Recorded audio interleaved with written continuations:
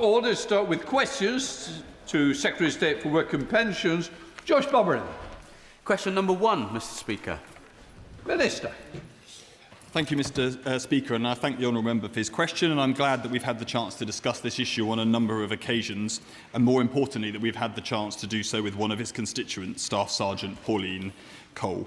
Pauline served our country and she campaigned on behalf of veterans beyond herself, and I know she has sadly passed away since our meeting, so I want to put on my record my condolences to her family, not least to her son Les, on whose behalf my honourable friend representing Hemel Hempstead has been in touch in recent days. As the honourable member is aware, exactly because of the service of our armed forces, £10 per week of any armed forces compensation scheme award is disregarded when calculating pension credit entitlement. Thank you, Mr Speaker. I thank the Minister for his response, and he will absolutely remember last year when I brought Staff Sergeant Pauline Cole to meet him. Pauline is a veteran who was awarded military compensation for injuries that she sustained in her service, but that led to her pension credit being cut from £77 a week to £10 a week because military compensation is considered income by the DWP.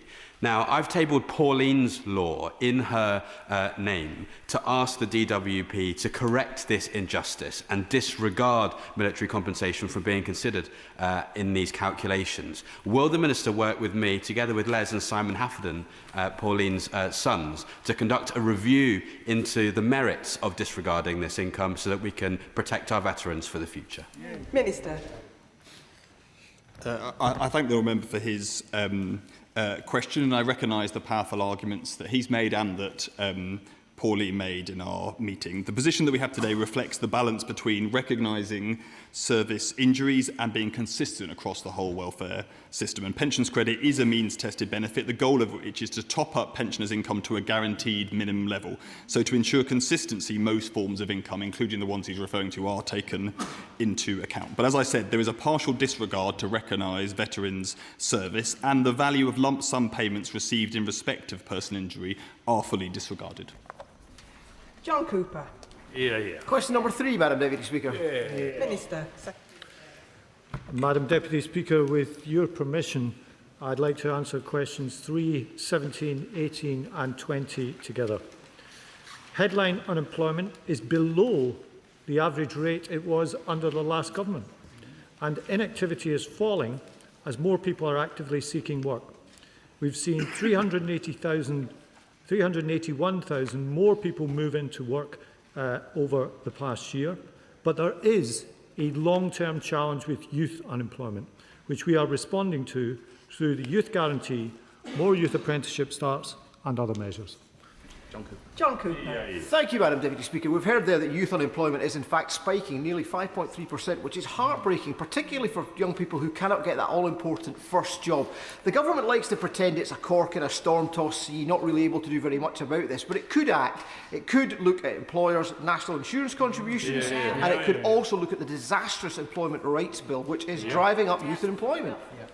Secretary of State.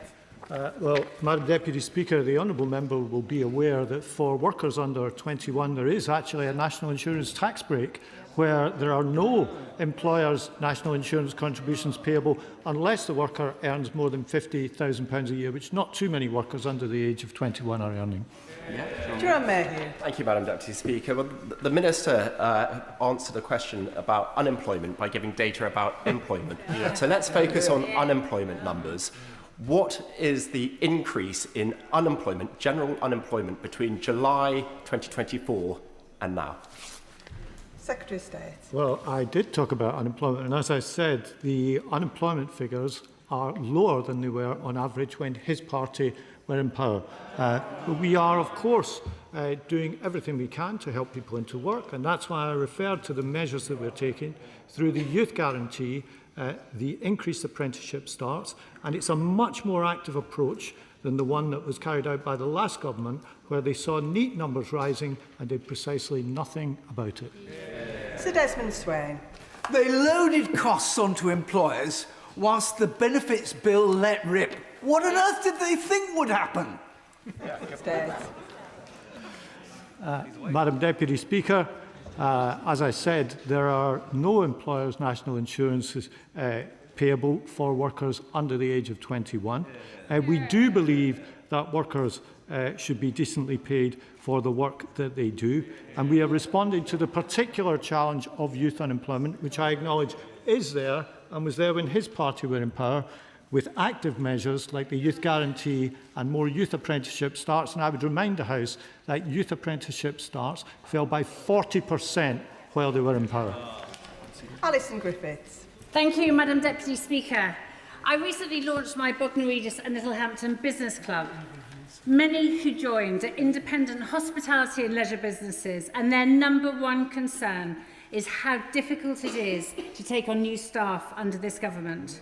So what assessment has his department made of the impact of the Treasury's new jobs tax and the government's new employment regulations on job creation in coastal constituencies like mine? And what steps is he taking to mitigate these effects? Secretary of State. Well, first of all, let me congratulate the Business Club. These things play a very valuable role in our constituency. She asks what measures we are taking. I am grateful to the Chancellor for the extra funding made available at the budget for the Youth Guarantee, which will give hundreds of thousands more training and work experience places to young people, and very importantly, provide funding for the long-term youth unemployed to gain 6 months work paid at national minimum rates for 25 hours a week, so that young people get used to the discipline and the duty of turning up, doing a job and experiencing the sense of pride and purpose that comes with having a job. Lauren Edwards. Thank you, Madam Deputy Speaker. Net migration has fallen to the lowest level since 2021, and this will have a significant impact on our labour market and our economy if we do not train and support unemployed people here in the UK into jobs in key sectors. What steps is the Secretary of State taking to target back-to-work programmes, and especially those for young people not in work, education or training, to fill skill shortages in crucial areas like health and social care? Secretary of State. Well, my honourable friend asks an excellent question, and the fact that net migration is falling to lower levels than we've seen for some time does give an added urgency to the question that's often been posed: why don't we do more to train our own workers? And that is precisely why I am prioritising youth apprenticeship starts. They fell by 40% under the last government. We have to arrest that decline and make sure that we respond to that new situation with falling levels of net migration by training more of our own young people. Steve Yam. Thank you, Madam Deputy Speaker. I wonder if the Minister might outline what the Youth Guarantee means exactly for young people in my constituency in Mansfield. Secretary of State. What it will mean for young people in his constituency and many others is intensive work coach training, the chance of training or work experience, and if that doesn't get them into a job, ultimately a subsidised job where they get 6 months work experience paid at national minimum rates for 25 hours a week, because the last thing we want is people leaving education and going on to a life on benefits. Chris Finns. Thank you, Madam Deputy Speaker. The Secretary of State will know that the levels of young people not in education, employment or training in Harlow has gone down due to the hard work of Harlow College, working in partnership with local schools like Passmore's and Belt Mill Academy, which I visited this morning. What businesses and the Chamber of Commerce are telling me is that the number one challenge for getting young people to employment is the skills that they get leaving school. So can I ask the Secretary of State what work he's doing with the Department of Education to ensure we have a curriculum that incorporates those skills that employers so desperately need?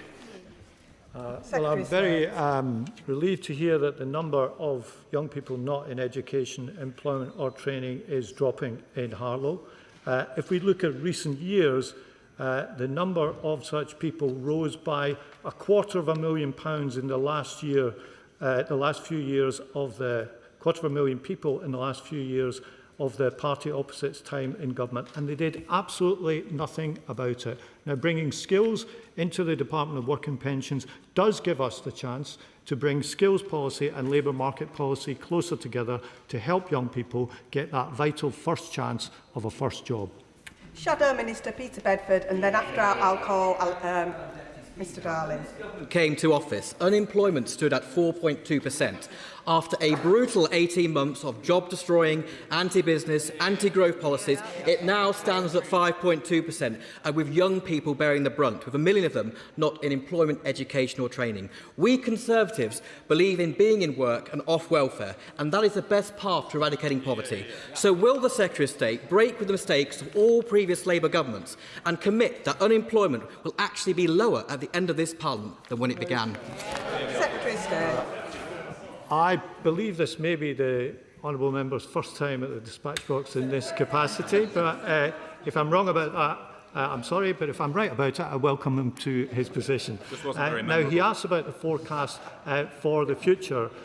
We had the forecast for the future published alongside the spring statement a couple of weeks ago, and in that the OBR forecast employment to rise in every year of the forecast period. Liberal Democrat spokesperson Steve Darling. Thank you, Madam Deputy Speaker. Politics is all about choices. And last week, the Chancellor stood at that dispatch box and had a choice. She could have chosen to reverse the jobs tax that is costing thousands of jobs for young people up and down the United Kingdom. Why didn't she? Secretary of State. Madam Deputy Speaker, whatever department I am in, I hear the same problem from the question from the Liberal Democrats, which is to support all the extra spending that is funded by revenue-raising measures, but to oppose all the revenue-raising measures themselves. If he wants NHS waiting lists to fall, if he calls for more spending every week, then he has to support the revenue-raising measures that make this possible. John Lamont. Thank you very much. Question number 4, please. Minister. Thank you, Madam Deputy Speaker. Universal credit is primarily reserved for people settled in the UK.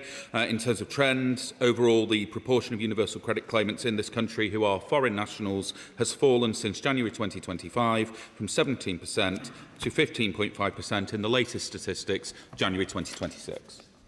John Lamont. According to the government's own figures, most foreign nationals that are claiming universal credit are not in work. The government doesn't seem to want to do anything to bring this figure down either. So will the Minister tell us how much this is costing the UK taxpayer? Minister.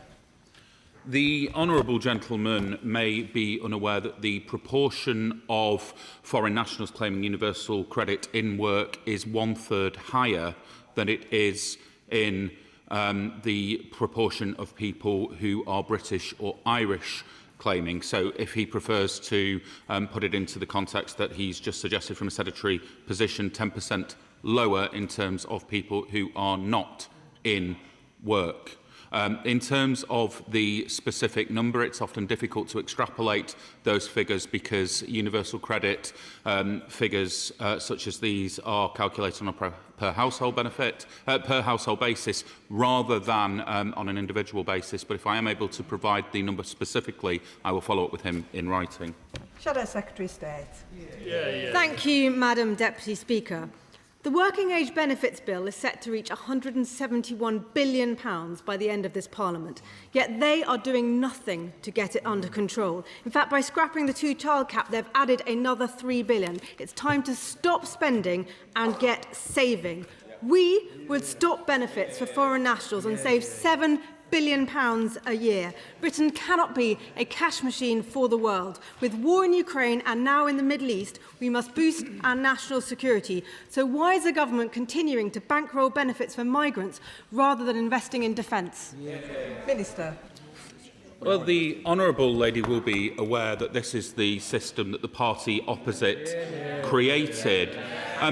But on the specific question of what we are doing to restrict access to the benefit system for foreign nationals, she will also be aware that the Home Secretary has brought forward proposals to extend the period before somebody can achieve settlement from 5 to 10 years. There is a consultation underway to move that point from the point of settlement to the point of citizenship. But in terms of whether somebody who has worked here for decades, contributed to the system and made a positive contribution to this country, we have a fundamentally different point of view if it is the position of the party opposite to suggest somebody who has made that contribution should have absolutely no access to support. Conor Round. Question number 5, Madam Deputy Speaker. Secretary of State. Madam Deputy Speaker, with your permission, I would like to answer questions 5, 12, 13, 21 and 25 together. The statistics for the second half of 2024 show the scale of the situation we inherited from the last government, where the number of young people not in education, training or employment had increased by around 300,000 since 2021. But unlike the last government, we're doing something about it. Over 3 years, the government will invest some £1.5 billion to improve opportunities for young people through both the Youth Guarantee and more youth apprenticeships. We're expanding the number of youth hubs to more areas of the country. And as I said, the change to youth apprenticeships, we aim to add about 50,000 more starts, which is a stark contrast to the situation we inherited. Conor Round. Thank you, Madam Deputy Speaker. I want to draw the Secretary of State's attention to Wise Up Networks, an organisation based in my Altrincham and Sale West constituency, which enables employers across Manchester and also London to provide young people with work experiencing and mentoring opportunities for those with social and economic barriers to work, including young people with special educational needs. These opportunities lead to job offers, increased confidence and new career options for the participants. And given this government's commitment to social mobility and ensuring young people are earning or learning, will the Secretary of State meet with me on Wise Up Networks to discuss how we can support their vital work? Secretary of State. Well, I'm very grateful to my honourable friend for highlighting the valuable work of Wise Up Networks. He is absolutely right that work experience and mentoring can play a very important role in helping young people find work. Confidence can be an issue for young people, so building that up is really important, and I'm happy to arrange a meeting between him and a minister from this team. Lindsay Farnsworth. Thank you, Madam Deputy Speaker. I'm delighted that the Secretary of State is planning to visit the David Nieper Academy in Alfreton later this year. The school recently achieved 0 NEETs at aged 18 for the 2nd year running by working closely with local industry and teaching employability skills. Local initiatives like this should be complemented by national programmes, so could the Minister provide an update on the results of the Wakefield Pathfinder, which is seeking to trial a new locally led approach to job seeker support, and given our success in Alfreton, I wonder whether you could confirm whether Amber Valley could be considered as a location for the next Pathfinder. Secretary of State. Thank you, Madam Deputy Speaker, and I want to thank the honourable member for highlighting the excellent work of the David Nieper Academy and achieving NEET 0. Congratulations to them for doing that. She mentioned the Career Service Pathfinder in Wakefield, which was launched in April last year. We're testing more personalised employment support. Evaluation is underway to understand how this approach works, and I think it is right that we approach these matters with flexibility and innovation and not always do what we've always done. Josh Dean. Thank you, Madam Deputy Speaker. If you're a young person with undiagnosed ADHD, you're more likely not to be in education, employment or training, and this is driven by a lack of recognition, treatment and tailored support. The expert-led NHS ADHD task force estimated the cost of unsupported ADHD is £17 billion to the UK economy each year. But with the right support, young people with ADHD can thrive. So can the Minister set out how the department is working across government, including through the Milburn Review, to ensure that young people with ADHD can access the support they need to thrive in work and reach their potential?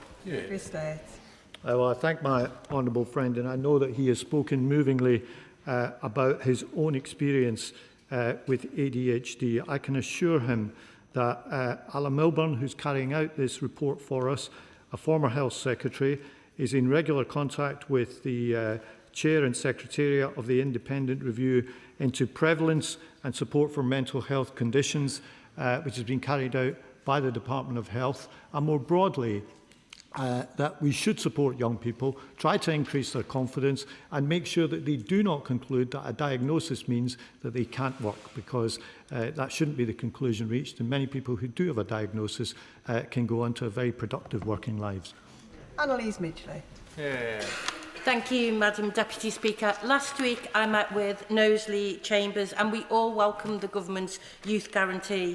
55,000 placements is a great start, but with no starts from the scheme currently planned in Knowsley, where young people are more likely than average to be out of employment, education and training, will the Secretary of State commit to expanding the scheme and meet with me and Knowsley Chambers to discuss how we can get more young people into good jobs in Knowsley? Secretary of State. Thank you, Madam Deputy Speaker. My honourable friend has spoken powerfully of how unemployment in her constituency has scarred generations. Let me assure her that the Youth Guarantee will become nationwide by the end of the year. We have to break the cycle of intergenerational unemployment that she has spoken about. I share her ambition to be more ambitious in this area, and I'm very happy to keep up a dialogue with her and to meet with her, or to have a fellow minister in the team do so. Alex McIntyre. Thank you, Madam Deputy Speaker. Gloucestershire Gateway Trust do vital work in my constituency, helping those not in employment, education or training back into work. They run the Bridging the Gap programme, which provides an employability skills course and a guaranteed interview at the country's best motorway services, Gloucester Services. They also ran the GEM project, which supported over 2,000 local residents furthest from employment.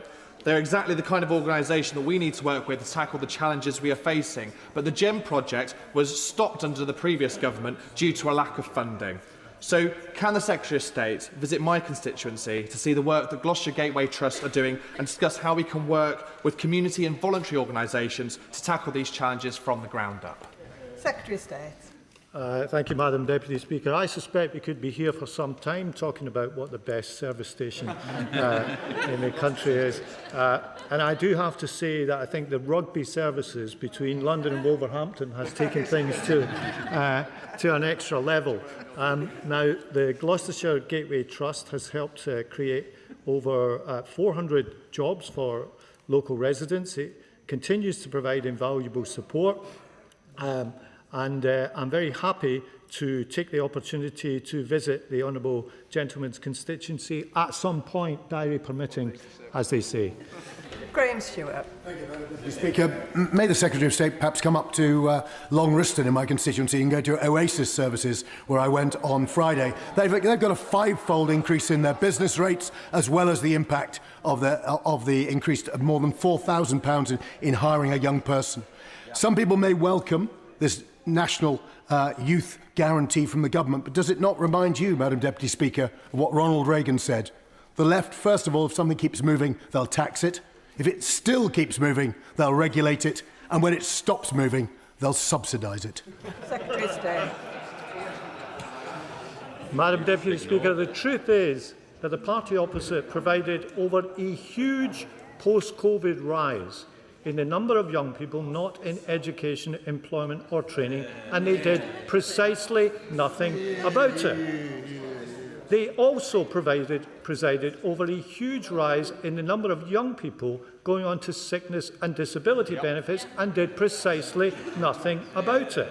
And they have discovered a thirst for change only after they have left office. They have no credibility and no plan on this issue, and in contrast to that, we are responding through the Youth Guarantee, through changes to the apprenticeship system and through giving young people more hope that the government will actually help give them a chance in life. John Mills. Madam Deputy Speaker, a recent report from Adzuna, a large job search agency, shows youth unemployment at an 11-year high and vacancies plummeting. Job seekers urgently need the new Job Centre in Your Pocket digital service. Given current timeframes suggest it won't be ready until 2028, will the Secretary of State assure us that all options are on the table to accelerate delivery? That includes leveraging the private sector technology so we can support job seekers now rather than years down the line. Secretary of State. Well, we do want to support job seekers now. As I said, there is a long-term challenge with youth unemployment. We are responding to it through the measures that I've outlined. And if we can be more ambitious in those measures in the future, then we very much will. Greg Smith. Thank you, Madam Deputy Speaker. The Centre for Social Justice found that at the end of last year there were 707,000 young people with a university degree out of work and on benefits. And that statistic comes at the same time that employers in my constituency, from the furniture makers in Princes Risborough to the rocket scientists and space sector in Westcott, are saying they don't want graduates anymore, they want apprentices. So what is the Secretary of State doing in conjunction with the Department for Education to better signpost young people into pathways for learning and education that will actually help them get a job later down the line? Secretary of State. Well, Madam Deputy Speaker, he will find that this issue of graduate unemployment is an international one, and if he wants more non-HE skills, then he should support our plans to stop the decline that we saw in youth apprenticeship starts when his party were in power, direct more of the money to youth apprenticeship starts, and that is precisely what we're going to do. Vicky Slade. Thank you, Madam Deputy Speaker. My Time Young Carers in Dorset works to identify and support young people with caring responsibilities, as without information on their whereabouts, it's hard to target them for initiatives. But in a recent National Youth Voice survey, 1 in 3 young carers aged 16 to 18 reported they're not in education, employment and training. That's 8 times the rate of the rest of their peers. So what steps is the department taking to level the playing field for young carers alongside their peers so they can fulfil their potential? I think that the Honourable Lady makes a very good point. When we look at the total number of NEETs, there are within that what we might regard as standard unemployment cases. There are a lot of health, sickness and disability cases, and there are also a significant number of young carers. One of the things that we're doing is expanding, of course, childcare support through free breakfast clubs, extending the number of free hours so that we can support young parents to try to get into work after they've had a child. Tom Gordon. Thank you, Madam Deputy Speaker. I recently visited Ventrola, a specialist heritage window manufacturer in my constituency. They were concerned about the recent announcements of apprenticeship reform and the impact it would have on their apprentices. They've signed a cross-party and a cross-organisation letter from industry leaders and experts to the Prime Minister about the concerns the sector have with the changes to apprenticeships, and they think they will undermine the government's ambition to generate economic growth. So what conversations are ministers having with businesses like Ventrola to ensure that these changes don't adversely impact the sector and rob young people of these opportunities and apprenticeships? Secretary of State. Madam Deputy Speaker, we have a lot of dialogue with businesses about the nature of the Growth and Skills Levy and how it's used. But I have to say to him in the House, we are making a choice to prioritise young people. Yep. And it is precisely because the previous government didn't prioritise young people that we saw a 40% decline in apprenticeship starts. I don't think that's an argument for the status quo. I think it's an argument for change. That's the slogan upon which we were elected, and it's change to the system that we're going to bring. Shadow Minister Rebecca Smith. Thank you, Madam Deputy Speaker. Last time he and I met like this, the Secretary of State lauded the rollout of youth hubs and the introduction of the youth guarantee as the solution to tackling the scale of young people not in employment, education or training. However, since then, apprenticeship figures have been updated. Latest figures show that apprenticeship vacancies and adverts have significantly decreased since the Labour government took office. Yep. Comparing latest figures from this academic year to the same period in 2024-25, apprenticeship adverts have fallen by 27% and the number of vacancies has fallen by 22%. So, Madam Deputy Speaker, how can the Secretary of State make the promise of a youth guarantee with this alarming reduction in the number of available apprenticeships? Secretary of State. Thank you, Madam Speaker. Precisely because we are tilting the funding more towards youth apprenticeship starts. That will arrest the decline in youth apprenticeship starts that happened when the Honourable Lady's party were in power. Change needs to come to the system if we want to do that, and I believe it's the right choice, because if young people come off education and go on to a life and benefits, then the effect on them can be lifelong. So it is right that we prioritise young people in this system. Adam Thompson. Number 9, Madam Deputy Speaker. Minister. Thank you. Madam Deputy Speaker. The Right Honourable Alan Milburn is making progress on his report. He brings valuable experience as a former Secretary of State for Health and former Chair of the Government's Social Mobility Commission. He's engaging with stakeholders across the country to increase the understanding of what's driven the increase in NEETs in recent years, and his interim report will be due later in the spring. Adam Thompson. Thank you, Madam Deputy Speaker. In Derbyshire, almost 8% of 16 and 17-year-olds are not in education, employment or training. We're indeed the worst county for it in the East Midlands. At Newt Stanton Park in Ilkeston, however, on the former site of a once famous ironworks, major investments means good manufacturing jobs are coming back to Erewash. Can the Secretary of State please share the work that he's doing to ensure that apprenticeships are available to disadvantaged young people so they can thrive instead of being left behind? Secretary of State. Thank you, Madam Deputy Speaker. My honourable friend brings valuable experience to this, and I know that he had previous experience teaching engineering apprentices at the University of Nottingham. We are committed to ensuring that disadvantaged young people can access high-quality apprenticeships and benefit from the new jobs being created in places like Erewash. And that will be through the changes to how the Growth and Skills Levy is used in the way that I've outlined to previous questions, and the extension of youth hubs in the region to give those young people who are perhaps not claiming benefit, not on an apprenticeship, the chance to get help finding that vital first job. Dr Danny Chambers. Thank you, Madam Deputy Speaker. I was speaking to Sophia in my constituency office in Winchester this morning. She's one of many recent graduates who have been applying for hundreds of jobs and not even getting replies. And these are often people of really good degrees from really good universities. Has there been an impact assessment done by the department on the effect of artificial intelligence in all its forms on graduate employment prospects over the next few years?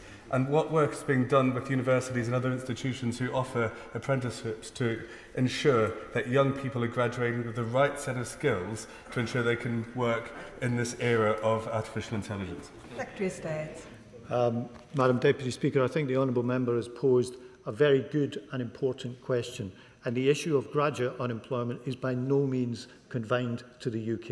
If he looks at the United States, for example, he will find a similar debate about graduate unemployment there. The truth is there are structural things happening in the labour market. Technology is a big shift, and I think every government has to ask itself how to help young people through this transition. The one thing we cannot do is abandon them to it. We have to train people, and we have to make sure that the UK is best placed to take advantage of this big technological shift. Gareth Entwistle. Minister. Under the previous government, an additional 900,000 children became part of the child poverty statistics. Under our child poverty strategy published in December, 550,000 children will be lifted out of poverty by the end of this Parliament, the largest number ever in a single Parliament. This includes the removal of the two-child limit from April, which could benefit around 4,710 children in my honourable friend's constituency of Bolton North East.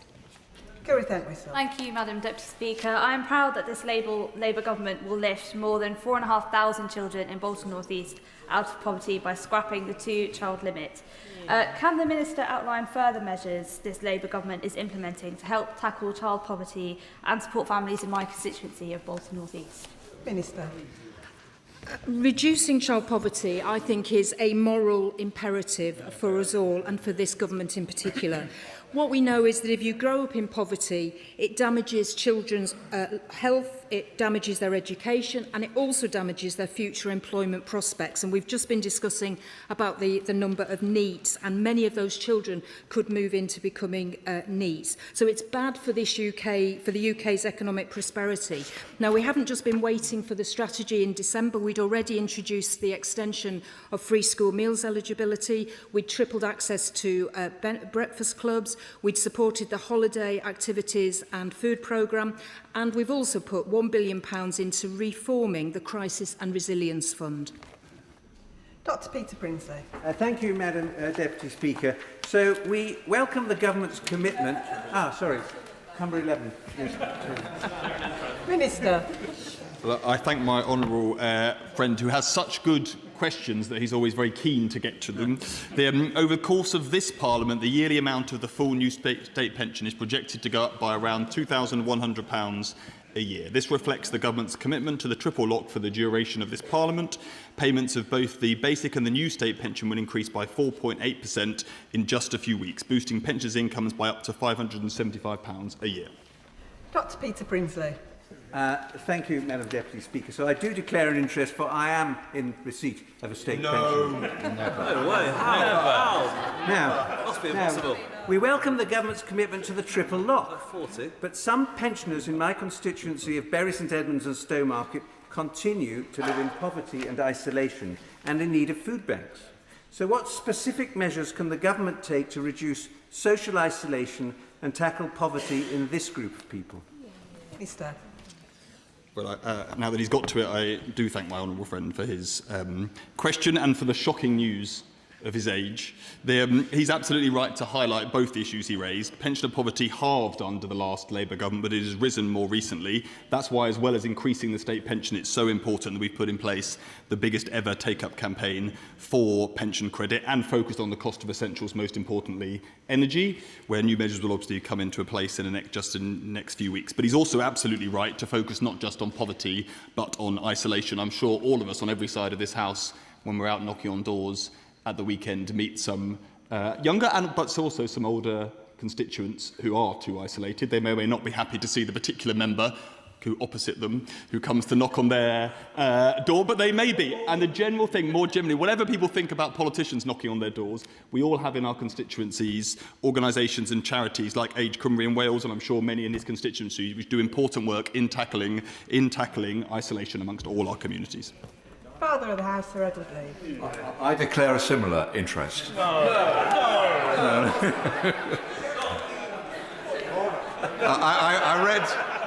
I read this weekend that if we grapple with the increase in pensions and benefits, we might be able to afford 15 new frigates. Now, it's easy for people on this side to attack in-work benefits. It's more difficult to question the state pension.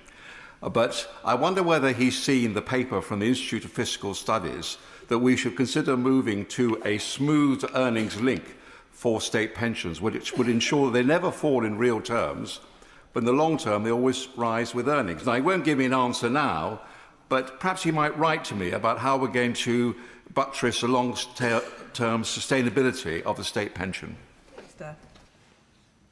Well, I thank the honourable member for his question. He's right to recognise the challenge. We have around 12 million pensioners at the moment, but that will rise to 18 million over the course of the next 50 years. Our view is that the triple lock driving above inflation increases on average amongst pensioners is the right thing to do for this Parliament. That's why we set it out in our manifesto, and that's what's driving the increases in the state pension today. But when it comes to the costs of affording frigates, I would merely point him to the fact that defence spending under this government is higher in every year than it was in a single year under the party opposite. Shadow Minister Mark Garnier. Thank you, Madam Deputy Speaker. Madam Deputy Speaker, helping millions of people ensure financial security in their retirement is a cornerstone of his department. But in their first 18 months, this government has disincentivised pension savings through introducing inheritance tax on pensions, by removing pensions from their lifetime ISA reforms, through forcing pension trustees into mandation, and right now, most recently, introducing a cap on salary sacrifice savings incentives. Through their actions, Madam Deputy Speaker, this government is pushing people to be more reliant on the state pension rather than encouraging people to take control of their own financial future.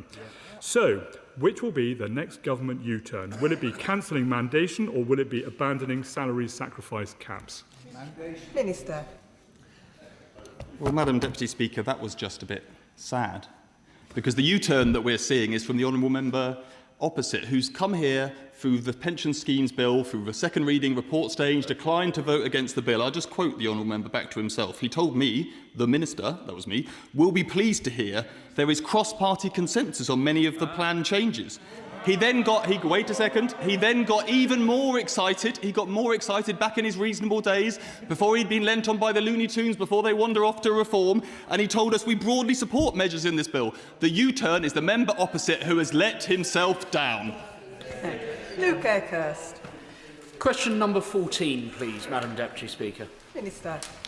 Madam Deputy Speaker, the Health and Safety Executive is working to make sure employers know their duties under COSH, the Control of Substances Hazardous to Health Regulations 2002, as amended, and those regulations require a risk assessment and the prevention of or adequate control of exposure of employees to hazardous medicinal products. Okay, Curse. Thank you, Madam Deputy Speaker. Will the Minister consider developing a clear statutory definition of hazardous medicinal products and subsequently mandate the development, publication and ongoing maintenance of a comprehensive UK list of hazardous medicinal products? Minister. Well, my honourable friend makes an interesting suggestion, and I know there has been some campaigning around this. What I'd say to him is the Health and Safety Executive has not seen evidence that the current arrangements are inadequate. They appear to be robust, well established. They seem to be doing the job that's needed. If there is evidence of a problem that my honourable friend was able to draw attention to, then the HSE will certainly look at that very seriously. For now, though, the focus is on making sure that NHS Trust and others know the obligations they have under the current regulations. Jim Shannon. Thank you, Madam Deputy Speaker. Can I thank the Minister for his answers? I'm not sure if the Minister had a chance to see in the paper last week some figures which indicate that those over 50 years of age have been in receipt of poisonings on a number of occasions. And now, whether they're unexpected, whether they're coming from medicinal products, whether they're coming from the lifestyle that they live, it's not known yet. But can I ask the Minister this question? Because there is uncertainty and because the numbers are rising of those who are subject to poisonings, can the Minister look into that and perhaps come back to the Honourable Gentleman, myself in the House, and let us know if there is a connection? Because I think there may well be. Minister. Well, I don't think, Madam Deputy Speaker, I've seen the report that the Honourable Gentleman is referring to, that from what I've seen, there isn't an evidence of a problem with the current arrangements. Now, it may be in the information the Honourable Gentleman refers to, there is some pointers, and if there are, I'd be keen to have a look at them. Kirsty Blackman. Question 15, please. Secretary of State. Thank you, Madam Deputy Speaker. The Scottish unemployment rate is 3.8%, and overall economic inactivity in Scotland is higher than the UK as a whole. But I'm pleased to say Scotland has had the biggest increase in funding since devolution began. It will benefit from major defence contracts, including the £10 billion one to build 5 new frigates for the Norwegian Navy, and it will benefit from trade deals that we've negotiated over the past year, which will be of particular benefit to Scotland's whisky and food industries. Kirsty Blackman. The Secretary of State for his response. In relation to another specific industry, 1 in 3 people in my constituency are employed directly or indirectly or induced jobs through the offshore energies industries. That is 1 in 3 people, more than that, in my constituency. Given where we are with oil and gas currently, given the continuation of what has been happening with the tax system, investment has reduced in this.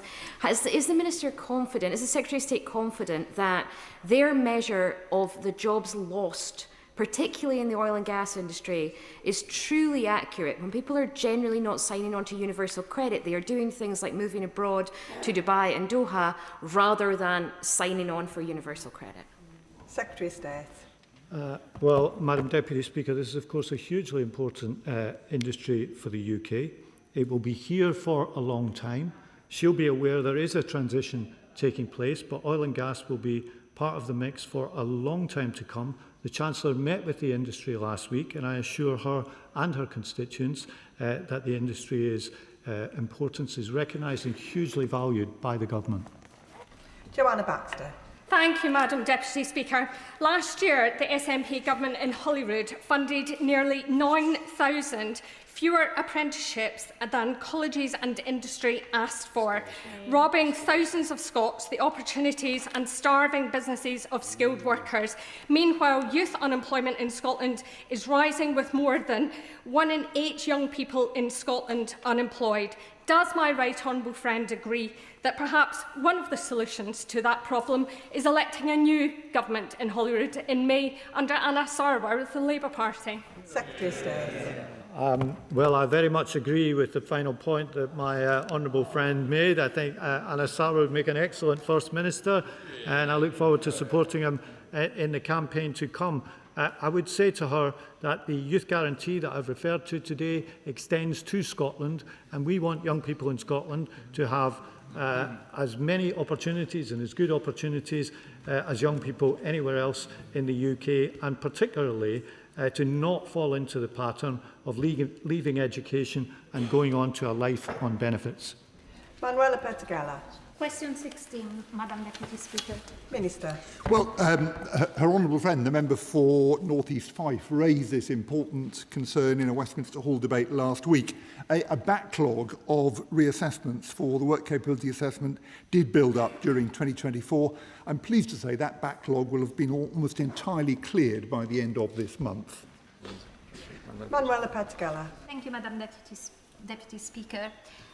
Research from Scope found that in 2025, only 7% of work capability assessments carried out were reassessments for existing claimants, compared with 19% the previous year. One of my constituents has experienced a significant deterioration in their health and urgently requires reassessment to determine whether they should now receive the limited capability for work-related activity element of universal credit. So what further urgent actions will the Minister take to reduce waiting times and ensure that disabled people are not left without financial support?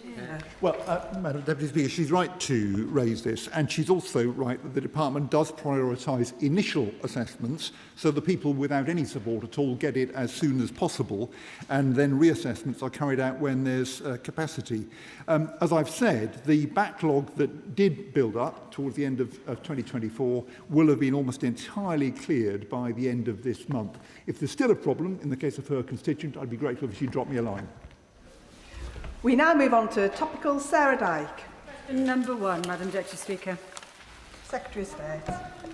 Madam Deputy Speaker, since we last met, we've had Apprenticeships Week, where I visited the Camelaird shipyard in Birkenhead and the Acton Works for the London Underground in West London. I've attended the Youth Guarantee Jobs Fair in Blackpool, which connected over 3,000 local people with 90 employers, had a roundtable with business where, for example, Make UK reported 50,000 vacancies in the engineering and manufacturing sectors, and we extended the Connect to Work programme to give employment support to more than 75,000 more people with disabilities or long-term sickness, people far too often in the past simply signed off and written off. Sarah Dyke. Thank you, Madam Deputy Speaker. Skills boot camps in Somerset give businesses in Glastonbury and Somerton the opportunity to collaborate with training providers. This helps to address persistent skills shortages. However, changes to funding allocations could see Somerset lose nearly 70% of its funding. So will the Minister urgently review the skills boot camp funding methodology? Because without it, an important pathway for residents to gain valuable skills and to support economic prosperity in Somerset is going to be compromised. Secretary of State. Madam Deputy Speaker, I do appreciate the value of skills boot camps. They can play an important role in the mix of policies that we're talking about today. I hear the representation she has made for more funding. All I would say to her and her party is that if we do have more funding, I hope that they support whatever revenue-raising measures have to put in place to fund it. Sarah Coombs. Thank you, Madam Deputy Speaker. The situation we inherited at the election with 1 in 8 young people not in education or employment is a national scandal, and I'm glad this government is going to put it right. In West Brom, there's lots of opportunities in the manufacturing sector, but lots of young people often think of a different reality when they think of factories, whereas the reality is that many of the jobs are high quality, well paid, and work with modern machinery and robotics, not the backbreaking work that many think it is. What is the government doing to make sure that job centres connect young people with the opportunities in all different sectors, particularly in manufacturing? Minister. My honourable friend is exactly right, and this is why we need to ensure that job centres have a really good engagement with local employers, including manufacturers. And should be pleased to know that there's going to be an employer round table at the Manufacturing Centre in West Bromwich on the 17th of March with the college and manufacturing employers. And also there's going to be an employer breakfast on the 29th of April, again at Sandwell College, about job centres and what they can offer, particularly around swaps and manufacturing swaps that are so important. Shadow Secretary of State. Thank you, Madam Deputy Speaker. Now, no doubt you're familiar with the dramatic principle of Chekhov's gun. If there's a gun on the wall in the first act, it will be fired by the final scene. Ministers say the mandation power in the pensions bill is merely a backstop that they don't intend to use. But once they have a power in law, like a gun on the wall, how long will that intention last? Can the Secretary of State commit to this House that the mandation gun will never be fired at the expense of UK pension savers? Minister. Well, I thank the Right Honourable Lady for her question. She'll know that it's the industry itself, through the Mansion House Accord, that has set out that it thinks there needs to be change in the pattern of investment within our largest defined contribution schemes. They say that because it's in the interests of savers. That's what the Mansion House Accord set out. That's what the previous Honourable Member for Hexham, the longest-lasting Conservative pension minister, labelled it a good thing. And all the pension schemes bill does is to put in place the mechanism to make sure that change, which the industry has said is in the interest of members, actually happens. Shadow Secretary of State. Thank you, Madam Deputy Speaker. I'm actually disappointed the Secretary of State did not rise to answer this important question when the savings of millions of people are at stake.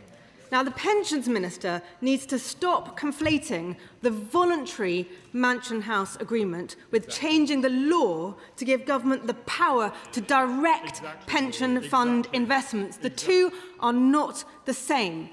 Both the Association of British Insurers and Pensions UK are urging the government to drop the mandation power from the bill. Now, the Pensions Minister has a tendency to think he always knows better, but he's not always right. Apparently, the Edstone was his idea. Let's not have people's retirement savings suffer the same fate as Ed Miliband's quest to become Prime Minister. Exactly. Government should not be giving itself control over how people's retirement savings are invested. That's what mandation does. I'm against it. The Pension Secretary is against it. Savers are against it. Yes. Will he listen and change tack? And possibly answer the question. The Honourable Lady is going to be absolutely furious when she finds out what the front bench opposite did when the pension schemes bill came through this House, because all this sound and fury now, but when she chose whether she wanted to vote against the very power that she now says is incredibly dangerous, she went for a snooze. She did it at second reading, she did it at third reading, and she's going to be even more angry when she finds out what honourable members like the Right Honourable Member for Salisbury and the Right Honourable Member for Godalming Ash have called for, which is the mandation of pension schemes in the UK to invest... Order. Can I just remind members and ministers that it's topical questions, so short questions, short answers. I now call Lindsay Farnsworth, followed by Steve Darling. Lindsay Farnsworth. Thank you, Madam Deputy Speaker. I was pleased to see that the school's white paper outlined significant reforms to support children with SEND. Can the Minister outline how they are working with colleagues in the Department for Education to make sure that efforts to tackle the NEETs crisis, including the new apprenticeships and youth guarantees, will be inclusive and accessible to young people with SEND, ensuring that they have the opportunities to progress into fulfilling careers? Well, with the Minister for Skills now being joint with the DFE and DWP, we have very clear collaboration. We've already launched 8 Youth Guarantee Trailblazers, which are testing innovative approaches to localised support for young people who are NEET or at risk of becoming NEET, including targeted SEND support. And we also have, of course, the Milburn Review into young people in work and how better to support them. Liberal Democrat spokesperson Steve Darling. Thank you, Madam Deputy Speaker. Last week, Citizens Advice shared a report into access to work that confirmed many things that we know from our own postbags around disturbing delays within the access to work system, both on processing applications and reimbursement.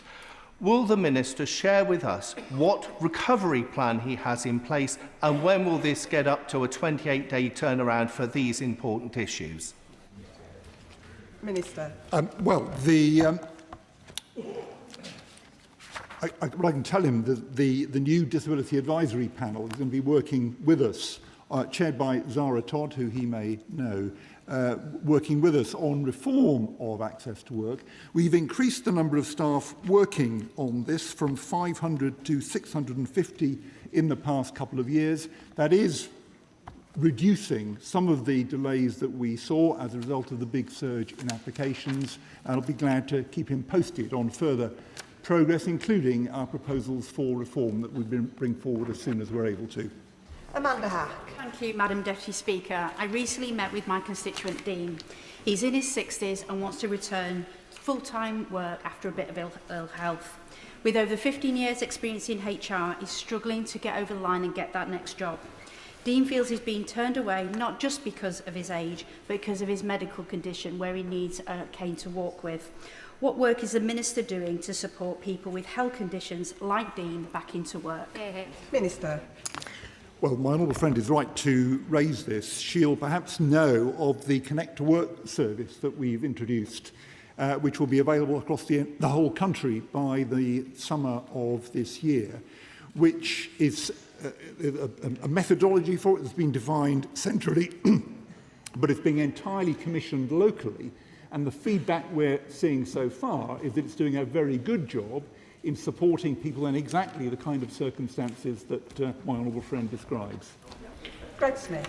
Thank you, Madam Deputy Speaker. Does the Minister think it's reasonable that my constituents have not received a penny of carers allowance for the entirety of last year whilst caring for their daughter living at home with them, and that whenever they phone the department, they're simply told, case awaiting update? Minister. Well, I'd be very grateful if the honourable gentleman would drop me a line about that case. I'll be very happy to look into what's happened. Laura Kirk-Smith. Deputy Speaker, I know the Minister has been making progress with the review of the PIP assessment. I hear from many people who struggle with the complexity and the mistakes in the current system, including one lady with severe spinal and nerve conditions who had her payments reduced after DWP didn't receive the medical evidence that she'd sent. Does the Minister agree that any changes to the system must be humane and fair, but also that the system must become easier to navigate and easier for people to trust? Yes, I do agree with that, Madam Deputy Speaker. As she will know, we've set up a review of personal independence payment, which is underway at the moment. We've got a steering group of 12, almost all of whom are disabled people, plus me and two other co-chairs. We had our third full-day in-person meeting last week, and the issues that she raises are exactly the ones that we're going to be wanting to work through in the course of the review, which will report to my right honourable friend in the autumn. Ian Sollum. Thank you, Madam Deputy Speaker. With nearly 1 million young people not in education, employment or training, and the Growth and Skills Levy launching less than a month away, as few as 8 courses have been confirmed with no funding rates, no duration and no assessment detail published. So how is anyone, a young person planning their future, a college planning its provision, or an employer planning their workforce supposed to act on a blank page? Minister. Madam Deputy Speaker, he's right to point to the disparity of information sometimes available on apprenticeships compared to university courses. I think this is something we need to address, improve the information and make sure that young people embarking on an apprenticeship are treated with just as much esteem and respect as someone following a university course. So information is very much part of the changes that we are pursuing. Catherine Fuchs. Thank you, Madam Deputy Speaker. Sadly, I've been contacted by a number of constituents facing a hidden problem in the child maintenance system. Their ex-partner has found ways of hiding their income to avoid having their monthly payments increased or paying the arrears they owe. Can the Minister share with me the work the Department is doing to ensure that income assessment of paying parents is accurate, agile and serves the children it's meant to support? Minister. Can I thank my honourable friend for her question? She will be pleased to know that there are a range of interventions underway, including reviewing the child maintenance calculation across the piece. But what I would also say to my honourable friend is that if she has specific cases causing her concern, if she'd like to share them with me, I will ensure that these are referred to our specialist financial investigation unit that look into such cases where we fear hidden income. Callum Miller. Thank you, Madam Deputy Speaker.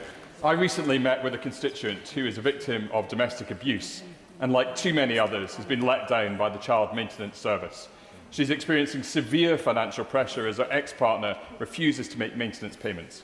She complained to the CMS 11 months ago and has not yet received a response. To make matters worse, the CMS has refused to communicate with her and failed to provide her with documentation that's essential to an ongoing tribunal. Will the Minister meet with me and my constituent to understand what has gone wrong in this case? Minister. Definitely and soon. Ewan Steinbank. Madam Deputy Speaker, Powering Futures are a fantastic social enterprise based in Falkirk with an oven-ready project which will deliver at least 1.6 million in quantifiable social outcomes, including addressing youth unemployment in every local authority in Scotland. With funders identified, will my honourable friend meet with me to discuss what support his department may be able to offer Powering Futures? I thank my honourable friend for his question, and I'm very happy to make sure he gets a meeting either with me or with another minister on the team. Lee Anderson. Thank you, Madam Deputy Speaker. At least £10 billion a year is being paid in universal credits to households with at least one foreign national residing there. Truly shocking figure. But what I want to know is how much is being paid in PIP, carers allowance and attendance allowance to foreign nationals. Minister, Secretary. Madam Deputy Speaker, let me say I'm grateful to the honourable gentleman for the retraining scheme that he's running for former Conservative MPs. I am not convinced, though, that a change of colour is really a change of heart. To the heart of his question, we do believe that if people have worked here and have contributed over the years, then they are entitled to the benefits that the state provides. And the logical conclusion of his position would be to deny that to many people who've lived and contributed here, sometimes for decades. Jane Kirkham. Thank you, Madam Deputy Speaker. The Minister will know that working in the visitor economy is so good for young people and their confidence. We have an extensive Cornish hospitality sector who would like to be part of the Youth Guarantee pilot. Would the Minister consider meeting with us to discuss? Secretary of State. Madam Deputy Speaker, we're all going to have busy diaries after this session. Let me pay tribute to the Cornish hospitality sector. She's right. These are great opportunities for young people. I'll make sure she gets a meeting with someone. Joshua Reynolds. Thank you, Madam Deputy Speaker. British pensioners living in the EAA, United States and up to 20 other countries get their pensions uprated, but those living in Canada, Australia and New Zealand do not. Campaigners know the government won't go back and uprate frozen pensions respectively. But will the government commit to a review of uprating frozen pensions for British pensioners going forward? Minister. Thank you, Madam Deputy Speaker, and I thank the honourable member for his question. He'll be aware that the policy on overseas uprating is a long-standing one under governments of all parties, including the Liberal Democrat coalition government, and I'm not going to make promises that won't be delivered, so we're not going to be changing that policy in the near future. Liam Conlon. Speaker, today the Guardian have published an article showing that up to 13,000 survivors of Ireland's mother and baby homes living in Britain today could lose their compensation payments if they accept the redress scheme from the Irish government. My campaign, Philomena's Law, which is backed by public figures including Darragh O'Brien, Siobhan McSweeney and Steve Coogan, would resolve this by ensuring that payments are ring-fenced. Will the Minister consider the merits of this case and agree to meet me to discuss it further?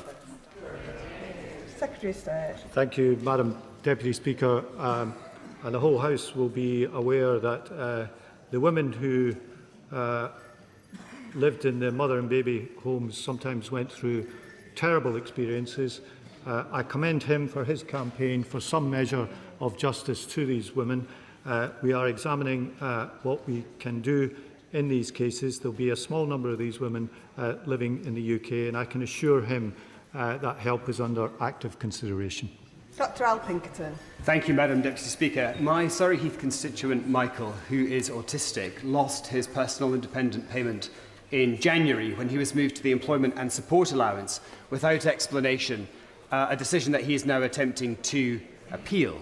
Given warnings from the National Autistic Society about barriers autistic people face navigating the benefit system, can I ask what steps the Department has taken to improve communication and staff training to better support neurodiverse claimants?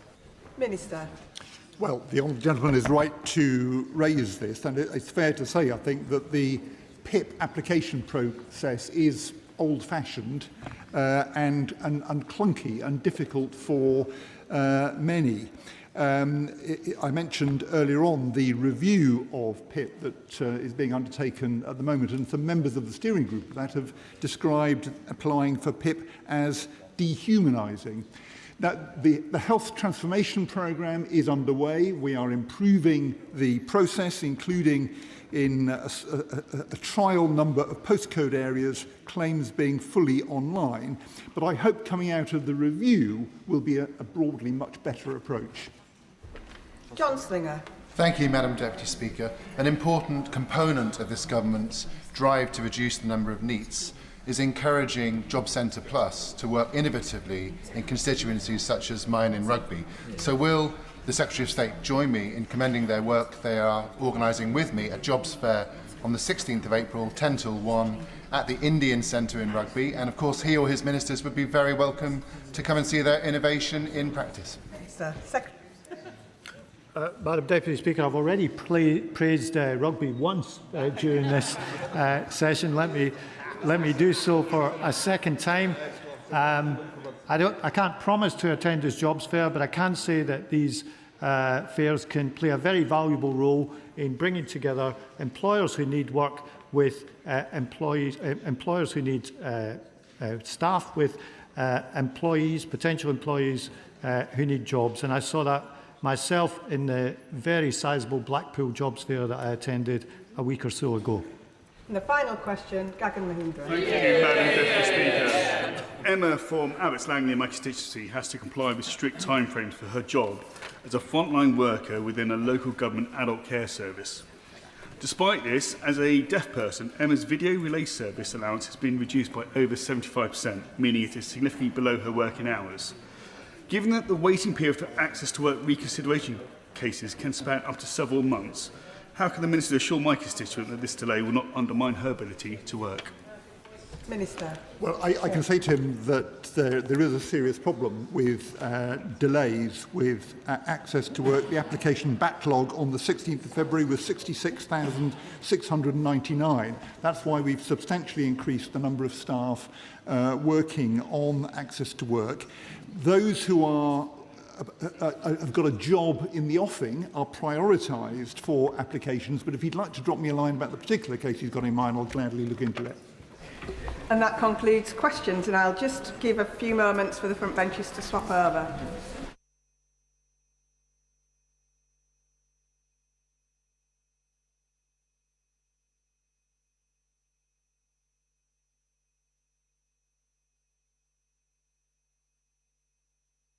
Order. Before we come to the urgent question on immigration rules, I should say that time is tight today.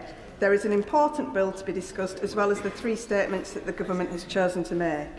However, I must put on record in the strongest terms my disappointment that the Home Secretary did not come to the House last week to make a statement on immigration.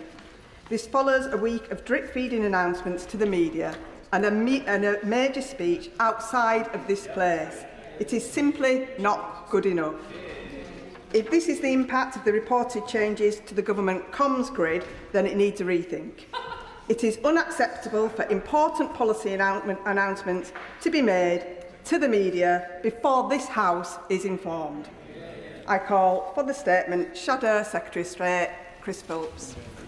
Thank you. To ask the Home Secretary to make a statement on her recently announced immigration policy. Thank you, Madam Deputy Speaker. Madam Deputy Speaker, the British public expect and deserve an immigration system with order and control. In November, the Home Secretary announced the most sweeping reforms to tackle illegal migration since the Second World War. And last week, the government took concrete steps to implement these necessary changes. I hear very clearly the strong message from the Chair, Madam Deputy Speaker, and of course would never mean any discourtesy to yourself or to your colleagues.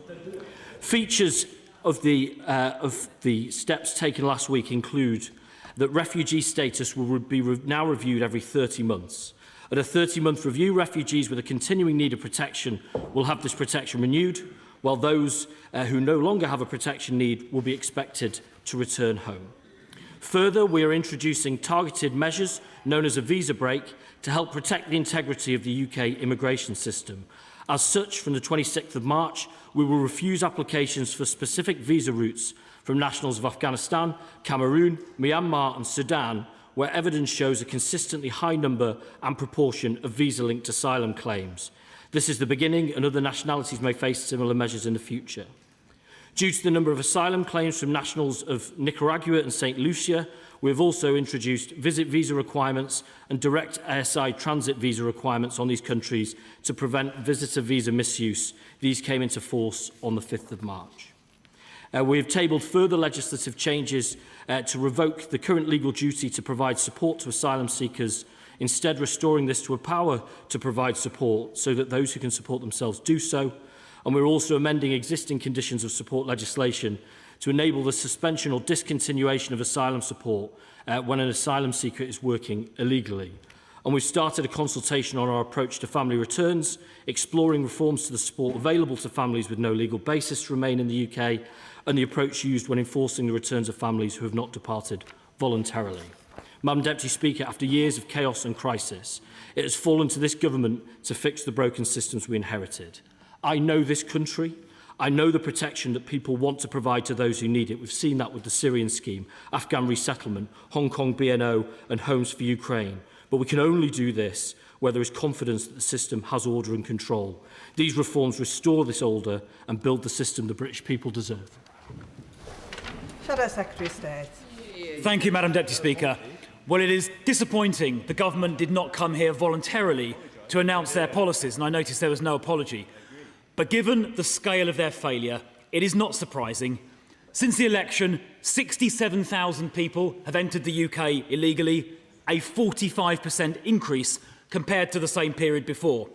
Many of those 67,000 have since committed serious crimes, including murder and rape. In the last 6 days alone, 900 illegal immigrants have crossed the English Channel, and the government's promises lie in tatters. The gangs are not smashed. The French are not intercepting boats near the shores, as we were promised last year. And last year, the so-called one-in, one-out deal saw 41,000 illegal immigrants come in across the Channel and only 300 go out. So, the government is now resorting to bribing illegal immigrants with £40,000 per family to leave. That is more than most working people here earn in a year. British workers should not have to pay record high taxes for this government to give their money away to illegal immigrants. It is frankly disgraceful. Instead, the government should now agree to our plan to leave the ECHR, which would enable them to rapidly deport all illegal immigrants. The crossings would then quickly stop and there would be no need to bribe illegal immigrants to leave. Let me turn now to ILR. When we proposed a 10-year path, the government voted against it. But I'm delighted they've now done yet another U-turn and adopted our policy. Now, while we don't agree with every detail in their plans, we do agree with the substance. But I'm sorry to hear some of the minister's own MPs are apparently unconvinced. So let me help the minister. Given the government appears to need our votes to pass these ILR changes, we will support them. Will the minister confirm the ILR changes will be made in primary legislation or via the rules? If they do use primary legislation, that will take some time to pass, by which time the 2021 and 22 arrivals will have ILR, so we would also support him to pass emergency legislation if he will accept that offer. Minister. Madam Deputy Speaker, it is a challenge to be lectured on the need for apologies from the architect of Trussonomics that mean that my constituents month on month pay more on their mortgages. But we've seen more of that mathematics from the right honourable gentleman there, because he says that £158,000 that on average we spend on families in hotel accommodation who have no right now to be here because they have finished their way through the asylum system, that spending that money is better value than spending £40,000 in order for them to return home and to build their lives. Again, I'm not surprised. He talks about gangs. Well, he will know there have been a record level of interventions, more than 4,000. He talks about our work with the French, but he'll know too there's been 40,000 preventions of crossings. He'll know too, he mentioned returns. Well, 60,000 people have been returned under this government, a 31% increase under his time when he was in the Home Department. So he offers criticism, but the only answer that he offers in lieu is just to tear up international agreements with no sense of what change that would drive. It would merely set back that returns work and just leave us back to years and years of debate and no action. I won't do that. He mentions ILR. Of course, that wasn't the nature of the announcements last week. That was a consultation that closed, a very important one, about earned settlement in this country. We'll be having those conversations with Parliament, and those, of course, will be laid in the usual way in the weeks, months ahead. Meg Hillier. Thank you, Madam Deputy Speaker. I wonder if the Minister could update us on the discussions about people who have got leave that they arrived in a country, were pursuing leave for 5 years to get status in the UK or for whichever period of their visa, who are approaching the end of that period. I have a number of constituents concerned their visa they'll reach this point in April, and they're concerned that they will have to start all over again under a new process. Could you update the House on this issue?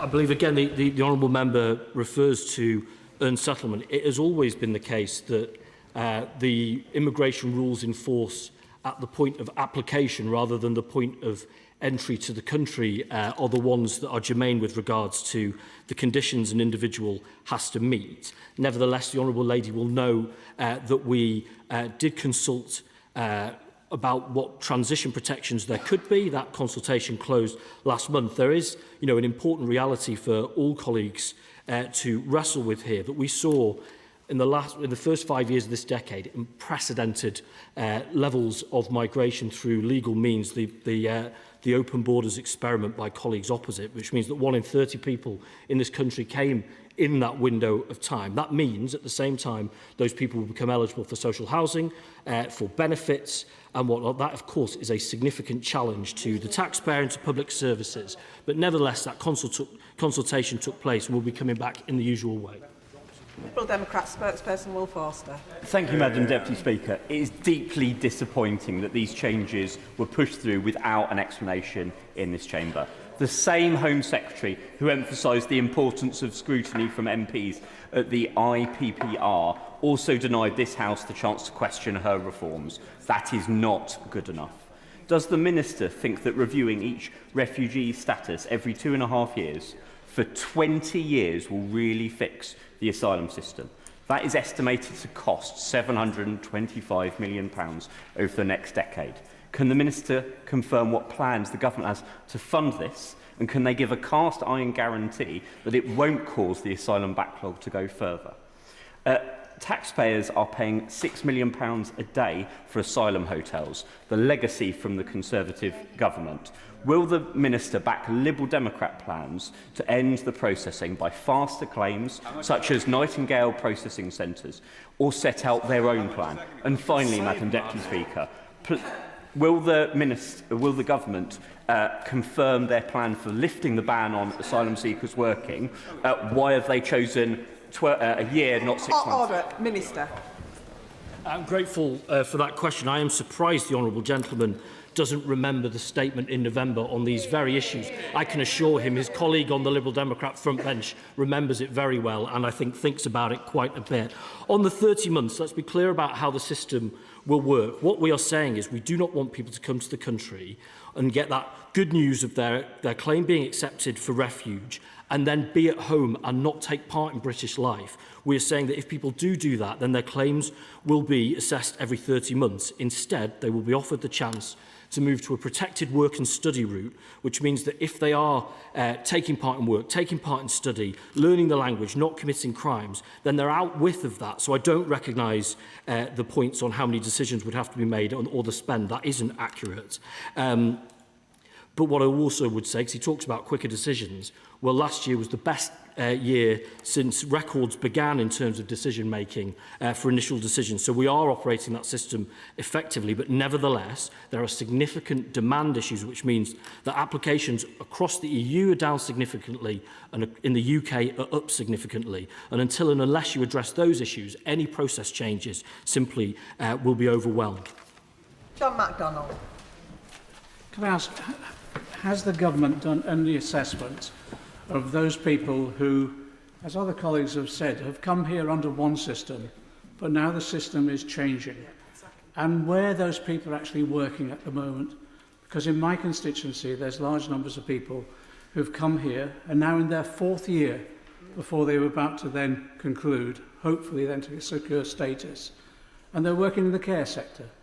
And without them, to be frank, the care sector would collapse in my constituency. Minister. Yes, we do know where they are working, because the nature by which they came to this country was on work visas, so we're very clear where they are. In terms of the assessment, that was the point of the consultation that took place that ended last month. We got more than 200,000 responses to it. I think that shows the strength of feeling. So we're looking at that in the usual way, and we'll come back with our plans after that in the usual way. Father of the House, Sir Edward Lee. May I quote approvingly the remarks of my constituency neighbour, the Labour MP for Bassetlaw, who said that if Labour is to win their battle against reform, they have to do much more on illegal boats. I'm sorry she's not here, but I have warned her I'm going to ask this question. And she says specifically a very good point, that people should only be allowed to claim asylum abroad. Now, if that was the case, surely there's an argument that if they arrived here illegally, they would not be able to claim asylum, they would not be covered by the convention, and they could be detained and deported. Minister. Well, I would agree with the right honourable gentleman in that I always agree with the honourable member for Bassetlaw. I've known her for a very long time and have found being disagreeable to her a bad idea. But on the principle too, we said as part of our statement in November, the 3rd chapter is about opening up safe and legal routes. The Home Secretary has talked about our first foray into this endeavour with regards to a study route, that providing those options for people to come and seek sanctuary in this country to the degree to which our communities can sustain it out of country, so they don't make those dangerous journeys, so we're not seeing people cross the channel. I think that's in everybody's interests, and I'm glad to see that is drawing consensus. Imran Hussain. Thank you, Madam Deputy Speaker. My constituent came to this country leaving a very good job, uprooting his whole family and young children on the promise that he would be allowed to come here, work and contribute in our NHS, which he has done for the last 4 years. But now, because of the government's harsh, hostile policies, he's left in a place where not only is his future uncertain, his children may not even be able to go to university. Does the Minister not understand the hostility and unfairness of this? I'm grateful to the honourable gentleman's question, and I would recognise, I think all of us would recognise the absolute importance that people coming from outside of the UK have played in the NHS for decades now. He will know that in our proposals that we set out with regards to earned settlement, that working for the NHS and working in public services was one of the proposed ways in which you could earn down that route to settlement. I say to him, as I've said to other colleagues, we're looking at the consultation closely. We do have to understand there is a real challenge that sits beneath this, and again, that it's always been the immigration rules at the point of application, not at the point of entry, that have applied. But nevertheless, I hear the point he's made and other colleagues have made with vigour. Chair of the Select Committee, Dame Karen Bradley. Thank you very much, Madam Deputy Speaker. Could the Minister tell us whether the Home Office has made an assessment of the number of people who will be affected and the amount that will be saved from moving from a statutory duty to a discretionary power to support asylum seekers? Minister. I'm grateful for that question from the Chair of the Select Committee. The overall supported population is 107,000. Within that, there is a cohort of approximately half of those whose decision is now more than a year old. So they are able to access work in many cases. Similarly, there is a smaller proportion, whom retained that right to work because they've overstayed their work visas. We are now doing the work of looking at all those people individually to see who that could work and therefore pay towards their own cost of support on the basis that, you know, if you can pay for your own support, like our own constituents, you ought to, so that that doesn't fall on the taxpayer and we can reduce that burden. Ruth Cadbury. Madam Deputy Speaker, in my constituency, people of all faiths and backgrounds live, learn and work next to each other. And unlike many other European countries, the UK has a really good reputation on integration. So can the Minister reassure me that these reforms will not lead to the UK becoming like some of our European neighbours who have much poorer records on integration? I'm grateful for that question. I absolutely can. And as she spoke about her community there, I saw my own community in that as well. All of our reforms are around promoting integration. So, for example, as I say, with regards to illegal migration, promoting that people come, who when they do come to the country to seek refuge and have an accepted claim, that they enter work, they enter study, that they learn the language, which is crucial for integration. But I also know, we have important work to do across government, of which the Home Department has an important component around social cohesion more generally, and later on there'll be a statement from the Community Secretary along those lines about that important cohesion work, so we can be that brilliant, integrated, multicultural country that I know Nottingham is, I know Hounslow is, and I know the rest of the country is. Sir Roger Gale. Madam Deputy Speaker. Madam Deputy Speaker, there are thousands of Ukrainians in this country, most of them women and children, who effectively are stateless. They didn't come here as asylum seekers. They came here as refugees. They don't know whether they're coming or going. They can't return to their own country. There is no prospect in the short to medium term of them being able to. They need to be able to determine accommodation, education and employment. So what's the government going to do to create some sort of proper settled status for Ukrainian refugees? Minister. I'm grateful for that question. I mean, it is really important that colleagues appreciate that the Homes for Ukraine scheme and the way by which people came to this country from Ukraine was never intended as a settlement scheme. That was part of our engagement with the government of Ukraine at the time. Nevertheless, we have, as the Honourable Gentleman know, have extended that period of protection longer in line with the challenges that he says faces. We want those people to be able to live fully whilst they're here. I hear the challenges that he makes, but as I say, that scheme was never designed as a settlement scheme. Andy MacDonald.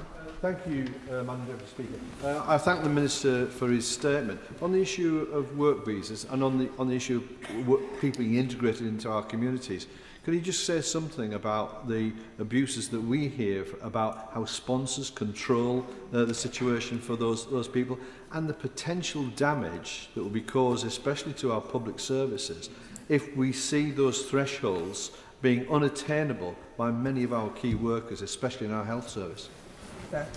I absolutely do recognise the characterisation that my honourable friend offers there. We know that there was abuse of that scheme by unscrupulous employers. We've been working, indeed, I met with trade unions only this morning, with trade unions about what a future model could look like to avoid that, so that if people do come to this country, they're not so precariously reliant on one employer, who therefore has a very, very unhelpful power imbalance over them and their lives. So we are looking at that very, very closely. Chamberlain. Afghanistan, women and girls are being persecuted on the grounds of their gender. They cannot work, they cannot study. By law, their husbands can punish them however they see fit. And last year, the Home Office closed safe and legal routes for Afghan women to come to the UK. And last week, they closed the door both for professionals and students. The work of the Linda Norgrove Foundation means that a number of female medical students are currently studying at Scottish universities, including St Andrews. What hope is there for others to complete their studies and support the maternal healthcare crisis that is currently underway in Afghanistan? Minister. I mean, we take our obligations and our commitment to Afghanis very, very seriously. Since 2021, over 37,000 Afghans have come via resettlement schemes. What we've changed as of last week is that we have a student visa system that is being used as a de facto immigration system, which cannot be right. You know, what we saw with Afghanistan students is that of the 3,730 visa issued, there had been 3,454 claims for asylum at some point during them. That is not an orderly system. I say, you know, I feel the power and the passion with which the Honourable Lady speaks, but to accept that premise is to say that we believe that universities ought to set our asylum system. That can't be right. So taken in, I hope she would say, she would recognise that taken in concert with what we have announced with regards to a safe and legal study route, that must be a much better way. So we as a government and accountable to Parliament know who's coming, what their protection need is, what their institution is and what they're learning while they're here. I think that that's the right balance. Members should be aware I'm hoping to finish this statement around 4:30 because we do have three statements. So if people could keep their questions and answers short. Afzal Khan. Thank you, Madam Deputy Speaker. The Boo-Bob Centre has found that the restrictive policies have had an insignificant effect on the number of unaccompanied children seeking asylum in Denmark. Instead, the discrimination and constant uncertainty makes it harder for young refugees to learn, build relationships, or plan for their futures. So will the Minister commit to keeping the 5 years leave for unaccompanied children permanently to create stability for the most vulnerable asylum seekers? I can give my honourable friend succour in that regard. Our 30-month protection announcement last week does not include unaccompanied asylum-seeking children. We take our responsibilities to children very seriously. I have optimism within our new system. Nevertheless, though, you know, we need those children to be entering into study and then into work and learning the language. Of course, they've got the most to benefit from it. So our work with the protected work and study route will be particularly important for them. Simon Hall. Thank you, Madam Deputy Speaker. The Minister and the Government is to be commended for trying to wrestle with this issue, and where there can be cross-party consensus, let's build on that and foster. There's lots of groups of people who come to this country who generate complaints. One group that isn't are those who come from New Zealand and Australia to help our sheep farmers at shearing time. Could I really urge the Minister to rethink that? There's not a single rural member of Parliament who's calling for this. They should be allowed in. This is an animal welfare issue and it's important for our food security and agricultural sector. Minister. Madam Deputy Speaker, the announcements we made in November, as I say, were the most sweeping to illegal migration since the Second World War. They were unpacked last week as well, but they weren't so sweeping or broad that they had sheep shearing in them, though I know that elsewhere that has become a pertinent point. I'm having conversations, as my honourable friend, the Minister for Migration and Citizenship is, with rural MPs, and he will hear very clearly the honourable gentleman's words.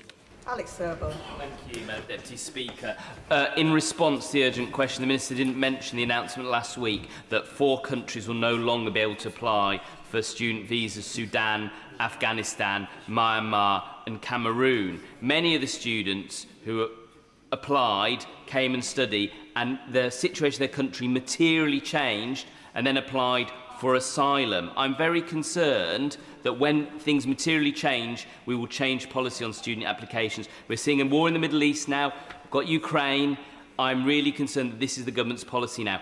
We should take it in good faith that people are coming to study, contribute, and then when things are settled in their country, can go back and contribute there. We should not be cutting off student visas for those countries who are in conflict. Thank you, Madam Deputy Speaker. I mean, I hate to correct the honourable friend, but I did mention those in my opening. I totally accept. Everybody, no matter what the reforms that we announced in November, any element of it, how that impacts them, everybody will have their claim individually assessed on the basis of their own individual circumstances. I accept totally that an individual, if you come on a 3-year course, the circumstances at home could materially change during that period of time. What I will say gently to the honourable gentleman is when that is happening in virtually every one of the cases, those systems seek to merely be a study route and are a de facto asylum route, and it's better that that is something organised and coordinated by the government rather than academic institutions. Kirsty Blackman. The Minister is unhappy that we are conflating 2 different announcements. The issue is that the Home Secretary hasn't actually made an announcement about this one. She hasn't come to the Chamber and told us what the position is and what the announcement is. And they are planning to do this without parliamentary approval. It's not going to come to the House. for debate when they make these changes. Will the Minister commit to ensuring that everybody in this House is able to have a voice, that these are not put through by negative statutory instrument, and that MPs across the House will be able to make our points clear and ensure that refugees will not have the goalposts moved after they have arrived? I hate to disagree with the Honourable Lady, but I'm not unhappy at all. The way I look at it, I get to do the answers. Honourable colleagues and right honourable colleagues get to do the questions. I don't get to do them both. So colleagues raise whatever they wish to. On the point of scrutiny of these policies, well, as you will be aware, that has been a very well participated public consultation.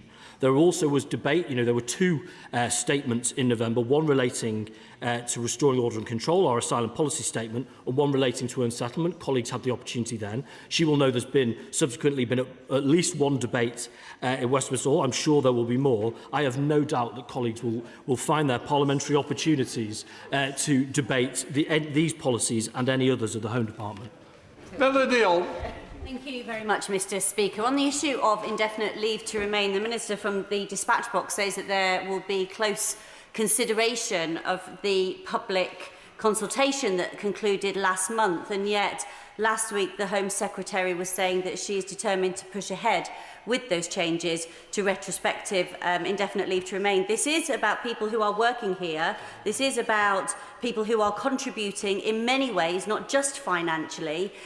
Which one of those is true? Minister. I'm grateful to my honourable friend. We were very clear at the outset of the consultation that there were certain elements that we had decided prior to. First of all, that we're moving to a system with a default 10 years that could be reduced down to 5 years, provided on the contribution that people made to their community, and also on matters relating to speaking the English language that we thought were non-negotiable. But within the consultation were a question of transitional protections as well. So we're looking at all of those things in the round, and I don't see an inconsistency in those two positions. Sir Desmond Swain. Where will he send an illegal entrant with no right to remain, but whose country of origin is unsafe? That's the question. Minister. Well, the honourable gentleman will know that we as a government have removed 60,000 people with no right to be in this country, a 31% increase on our predecessors.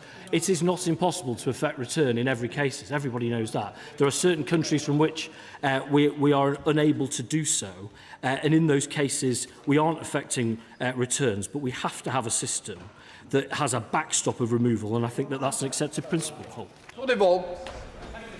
I do acknowledge the considerable challenge that the government has in winning back public confidence in the asylum system. But on the 30 months, the Home Office published a report last year concluding that there was insufficient evidence that restrictive asylum policies reduce claims. So will the Home Office publish evidence to show that cutting refugee leave down from 5 years to 30 months will deter claims in the UK? And does he accept that a substantial settlement pathway of 20 years plus is unlikely to deter those claims either? Minister. I'm grateful for that question. The honourable gentleman knows we bring forward our impact assessments alongside the policies as we publish them, as we seek to debate them or implement them. He knows, obviously, the case we made in our document in November as well. With regards to whether these policies work or not, I would gently say that, for example, Germany has a similar period of time for protection, as does Denmark, both of whom are seeing reductions in asylum claims. Asylum claims in the UK now are over 80,000 for the last 2 years. For the previous decade, they averaged 27,500. I don't think saying that no change is an option. Thank you, Mr Speaker. My constituent is a hard-working taxpayer, yet his wife and daughter remain in Iran because the family reunion route has effectively been closed since September. Does the Minister accept that failing to provide controlled, safe and legal routes not only lets down families like this, but also fuels the use of dangerous routes? I'm grateful for that question. That route is paused for now. The Honourable Lady will know that over the last 4 or 5 years we've seen a huge increase. I think it's about 5 times increase in the use of that route. It is right that, given significant changes, the government makes sure that those systems are effective. We're looking at it closely. We appreciate the importance of family reunion, and she will have heard what I've said on safe and legal means. Go Snell. Thank you very much, Mr Speaker. Can the Minister say what changes he expects to see happening to the national referral mechanism as part of these changes in relation to modern slavery? And with the switch from a duty to a power for housing people waiting for asylum, what does that mean for the national dispersal method, including for places like Stoke-on-Trent, which have routinely had more than was agreed? And if there's no changes, will you look at funding integration work in those places? Minister. I'm grateful for that question. The honourable gentleman will know my work in this place on modern slavery over the years. You know, we know that that is a constantly moving picture. We want to make sure that the protections that I think are consensus in this place for victims of slavery are robust ones, and that system is being used properly. I take his point, the department's view on dispersal is full dispersal, so that so communities share that challenge across the means. And with regards to payments, we pay £1,200 per head to help that integration work. Ms. Cocking. Thank you, Mr Speaker. Paying illegal asylum seekers £40,000 to leave the United Kingdom is a kick in the teeth to my hard-working constituents in Broxbourne. Why aren't we using that money to build a detention centre so we can detain and immediately deport those who arrive in this country illegally? So this is funny, Mr Speaker, because when the honourable gentleman was in my office saying that he wanted his hotel closed, he was saying, make sure we get a Grimgam closed. And then when he sees the proposals that do it, he doesn't want them. I don't think you can do those two things together. Thank you, Mr Speaker. We see the reports of armed criminal gangs operating with confidence along France's northern coastline. My constituents ask what is actually being done by the French authorities to deal with it. Can the Minister give an update on the ongoing discussions he's having with his French counterparts and what will change on the back of these reforms? Minister. This is an important point.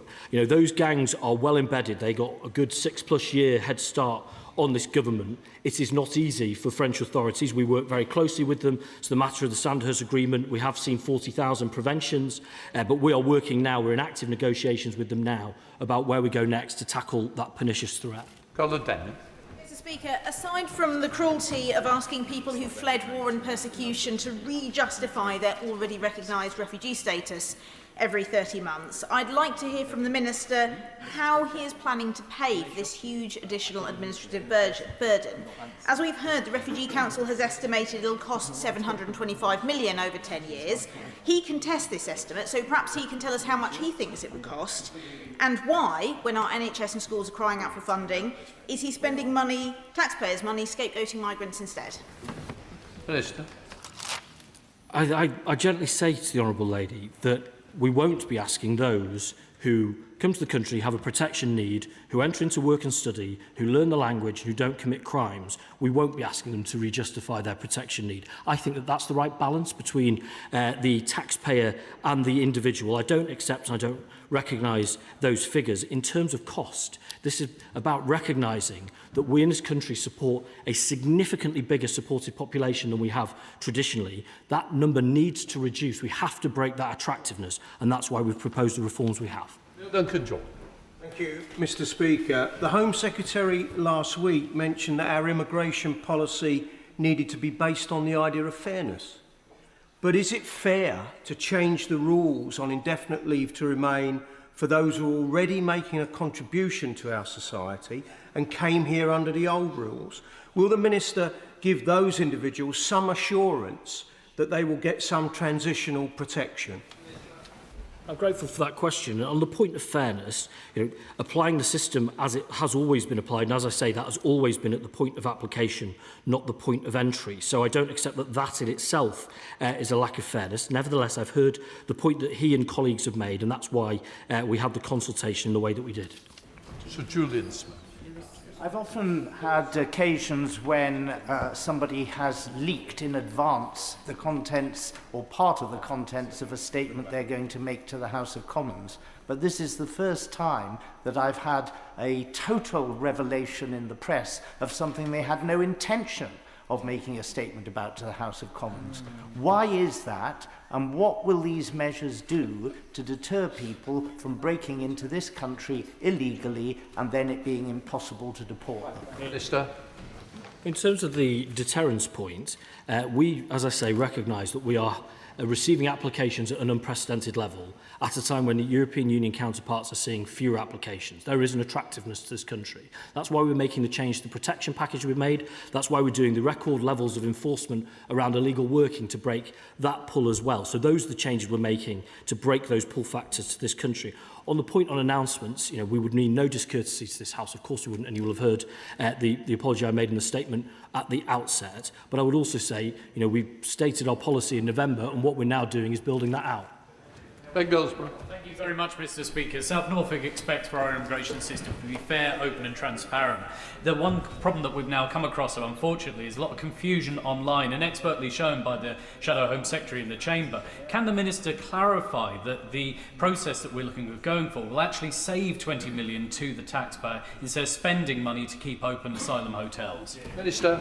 Well, this is exactly right. With regards to family returns, and, I hear from the opposition benches that they would rather pay a family an average of £158,000 to stay in a hotel with no prospect of staying in the country, or rather than pay that £40,000. But the honourable gentleman is exactly right. On the pilot, there's 150 families in that pilot. If we were successful with all of them, that would save the British taxpayer 20 million quid. I think we'd be doing right by them in doing so. Cyril Roberts. Yesterday we marked International Women's Day with the statistic that women hold fewer than 2/3 of the rights enjoyed by men globally. Afghan women are already barred from secondary and higher education, and they now face further violence and discrimination from the Taliban's new criminal regulations. What's Secretary of State done? But she is stopping them from applying to study in our universities. Does he not agree that the aim of ending violence against women and girls extends beyond boundaries, and his government has a moral duty to help women fulfil their potential and safety?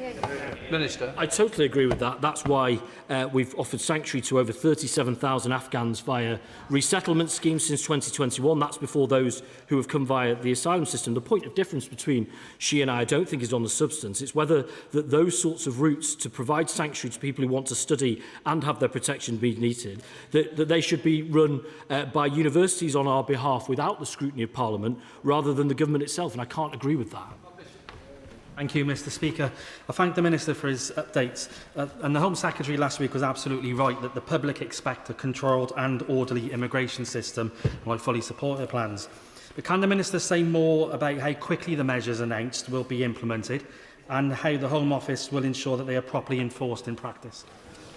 I know that the public are eager to see change. We were able to make some immediate changes in November when we announced the policies. We've tabled statutory instruments on last Thursday that we hope will affect further changes. Similarly, we made changes to the immigration rules last week and will do at future opportunities where need arises. And of course, where there is, with particular reference to important appeals reform, the need for primary legislation, that will come in front of the House in the usual way. Dr. Kieran. Thank you, Mr. Speaker. The only country that successfully tackled a similar illegal boats crossings to ours is Australia. And it tackled that not by paying people £40,000 a family to leave, but by sending them to a safe third country. I noticed the Minister completely failed to answer the question from the member from New Forest West. Does he accept reality that that's the only way we're going to tackle this problem? And when will they get on with having a safe third country to deport these people to? Minister. Well, the honourable gentleman, I follow his work. The honourable gentleman always says no to large sites. He says no to hotels and then proposes fantastical third countries that he's not capable of naming. Ultimately, this is the choice. This is the choice. Do you want fantasy? Do you want more empty rhetoric and argument, or do you want change and action with this government? I know what I choose. Bruce Atkinson. Thank you, Mr. Speaker. Along with Home Affairs Select Committee colleagues, I spent time in northern France last year seeing the challenges of intercepting small boats. The French maritime doctrine has clearly been an obstacle to adopting the more assertive tactics that my constituents wish to and expect to see. Can he outline the progress in getting the French to change their tactics, and will he make continuation of Sandhurst funding dependent upon that? From my perspective, Mr. Speaker, with regards to action at Northern France, what works is what works. And, it's a matter of record, have enthusiasm around maritime doctrine type tactics, but there are other ones prior that need to work as well, particularly with our work with them to disrupt organised crime, which is having significant impact. He mentioned Sandhurst, which we are in the process of negotiating at the moment, and I absolutely assure him all of that will be seen through the prism of bringing forward effective action. Thank Thank you, Mr. Speaker.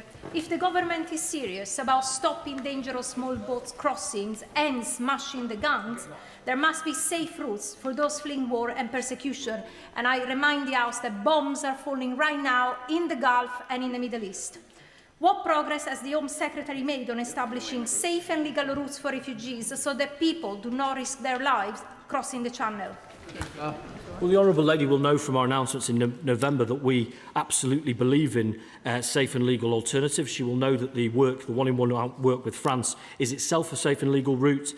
She will also know of the announcements we've made around a refugee study route. So yes, we are getting on with those, alongside the difficult decisions that we've made in front of Parliament as well, in that balance to disrupt that model and change those behaviours from irregular and dangerous to safe and legal. Thompson. Thank you, Mr. Speaker. Like many towns, Long Eaton is home to an asylum seeker hotel. It was gifted to us by the last Tory government, but I know the Minister is doing everything in his power to close it as soon as possible. A secondary effect, though, from the Tories' hotels is illegal work associated with the exploitation of local asylum seekers. Can the Minister elaborate on how measures announced recently will help end illegal work in Erewash? I mean, we know from the materials of the traffickers that illegal working is one of those advertising features used to suggest to people that they ought to come and try to come to the UK. The impact of that is then felt in communities like Long Eaton and means that we've got hotels open. So we are changing that equation. We've extended the powers around illegal working to the gig economy now in the Borders Act. That is now coming into force so that the message is very clear. You won't be able to employ people illegally. You won't be able to work illegally. Mr. Speaker, we learned from the press, if not from the Minister, that up to £40,000 of taxpayers' money will be used to reward illegal activity. Doesn't that make a mockery of the law? And wouldn't it be far better to withdraw from the ECHR so that we can deport people who have no basis to be here? I mean, it is tricky because the Honourable Gentleman talks with power and vigour that was lacking from his colleagues in their 14 years in government. Indeed, the Honourable Gentleman may well know, as certain colleagues on the front bench certainly know, that they themselves paid people to leave the country because it's in the taxpayers' interest. So there's choices between measures that work or measures like leaving the ECHR, which are fantastical and would just lead to years and years of arguing, disruption and no impact. Thank you, Mr. Speaker. There are some who say that this government is controlling our borders in spite of our progressive values. No, Mr. Speaker, we are securing our borders because it is in line with our Labour values. In my constituency, residents want to feel safe and they do not feel safe with our controlled borders not yet there.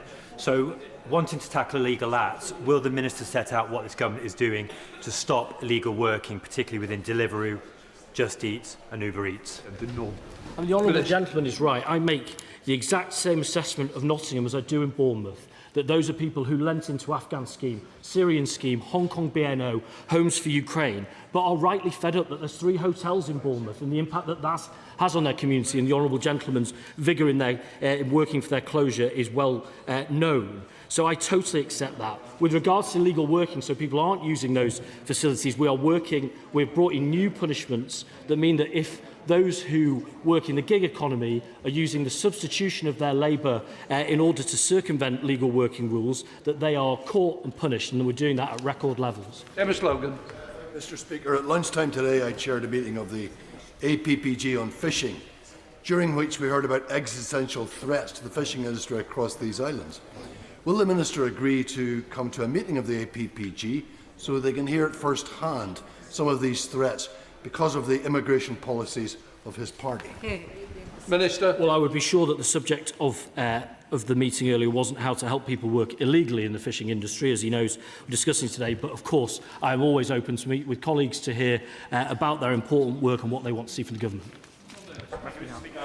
Government's focus on closing the hotels, and I'm really delighted that the last remaining hotel in my Telford constituency, which was opened by the Conservatives opposite, will be closing in the coming weeks. But will the Minister recommit the effort of the Home Office to recover the excess profits that were made by the providers those contracts which were so badly negotiated by the last government?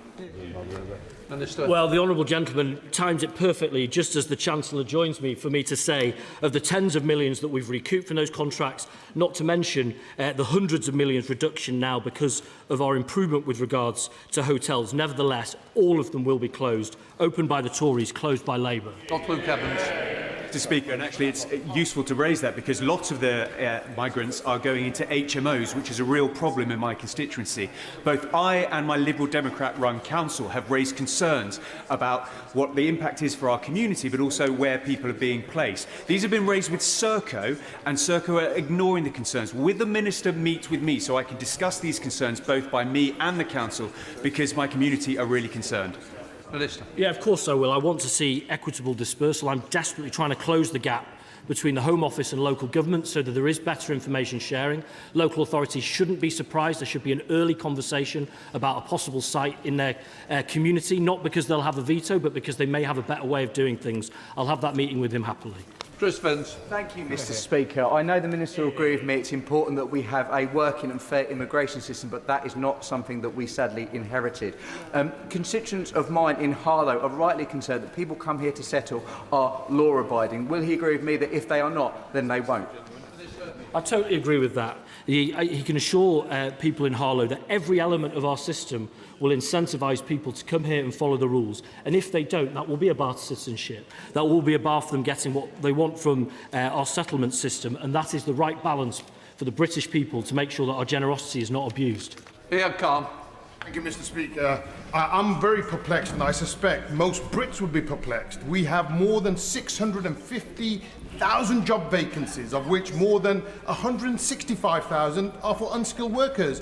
Why aren't we dealing with the refugees, processing their applications, giving them training, putting them into job and earning some money as opposed to paying for their hotel costs?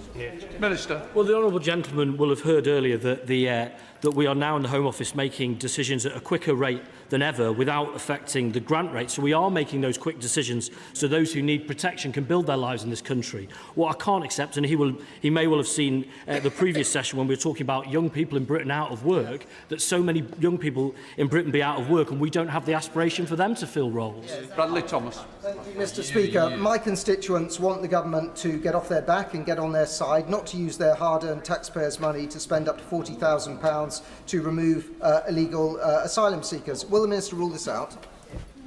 Well, the honourable gentleman's heard what I've said to his colleagues. The choice is between paying £158,000 for those families to live in hotels or £40,000 for those families to leave the country. I don't know if he needs a calculator, but I think that that's a good equation. Christian Jolly. Very much, Mr. Speaker. Can the Minister tell us what modelling work the Home Office has done on whether these visa bans will actually affect the backlog of refugee and asylum seekers? And have they looked at the impact on local services in constituencies like mine, where care homes tell me they're losing workforce, vital workforce, and may not be able to stay open? Well, of course, we take a lens on reform. She will know that with regards to those seeking asylum, they can't be working in those environments, so they wouldn't be germane for that conversation. But we look very closely at the impacts of our policies and publish those reviews at the appropriate moments. Craig Smith. Thank you, Mr. Speaker. The concept of paying someone who has come here illegally £40,000 to leave will stick in the throats of all taxpayers in this country. But notwithstanding the arguments the Minister has put forward, what assessment has he made that making that £40,000 offer won't act as a huge pull factor and cause more people to come here to collect our cash? Minister. Well, first of all, I can offer some degree of comfort to the honourable gentleman. This is a targeted pilot at this stage, so it couldn't act as a pull factor because people wouldn't be eligible for it. But I can also say that other countries, including Denmark, who offer this, are seeing their numbers go down. So I think that can give him a degree of comfort too. Dr. Ben Spencer. Mr. Speaker, the Minister's failed to answer the question by the members from New Forest West and Bexhill and Battle. In the absence of a third country scheme, where do we remove people to where there are no safe countries or returns agreements?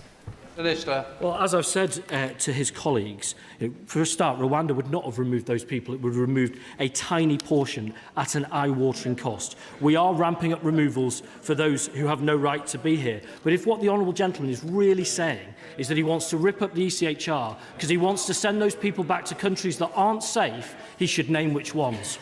Mr. Speaker, alongside these announcements last week was the announcement, most welcome, that BNO passport holders will not be required for the B2 language qualifications. But my Wimborne, Hong Kong residents are really concerned about the income threshold. Can the Minister confirm whether that is also being exempted? Well, I can confirm, as I've said to other colleagues, that that income threshold, and particularly how you resolve it at a family unit level, was part of the consultation. We've had, as I say, more than 200,000 replies, and we're looking at them closely. Over 330,000 people have signed a petition urging the government to scrap plans from extending the ILR from 5 years to 10 years, especially the retrospective nature of it.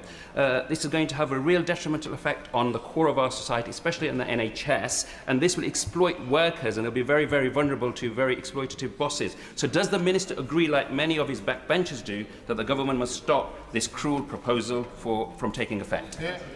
Well, the honourable gentleman knows, as I've said previously in this debate, that it's always been at the point of application that your settlement criteria, that is the governing criteria rather than the point of entering. He also will have heard from me that 1 in 30 people in this country came over the last 3 or 4 years, and therefore he will know that there is a significant problem for us to resolve here in terms of pressure on public service and fairness with the British taxpayer, and that's why we're looking at it so closely. Sean. Thank you, Mr. Speaker. Minister, some time ago in the Chamber there was a debate on fisheries. The Minister who replied from Defra said that they would speak to the honourable gentleman and the Minister in particular to ensure they would have a meeting with us who represent fishing villages. There is a need for the visas for the fishing crews. Can I ask the Minister, please, would he have it? It won't cost any money to this country to have them here. They contribute to it. So would the Minister agree to a meeting, please? Thanks very much. Minister. I'll have, whether it's myself or the Minister for Migration and Citizenship, I'll ensure that meeting with regards to fisheries takes place. Hussain, final question. Thank you, Mr. Speaker. My constituents are deeply alarmed that retrospective changes to ILR could leave long-term residents living in fear of deportation. Will the Minister accept that leaving families across this country in a state of profound uncertainty risks undermining the very sense of security and fairness that our immigration system is supposed to uphold? Minister. I can't accept that. I know that the honourable gentleman will have seen that in our own settlement consultation we were very clear that coming here, working hard, contributing, paying your taxes, learning the language, taking part in your community, not committing crimes would get you that best route to settlement. I think that gives people the security they need. I believe the Minister had a telling off earlier. Well, I just want to reiterate the problem. The scrapping of the grid may be something of the benefit for government. It is not beneficial to this House. This House doesn't want to be drip-fed 7 days via news. What we should do is come here first and then drip it for 7 days. We've got it the wrong way around. Hopefully the message goes back, no more. Right, we now let the front bench change over.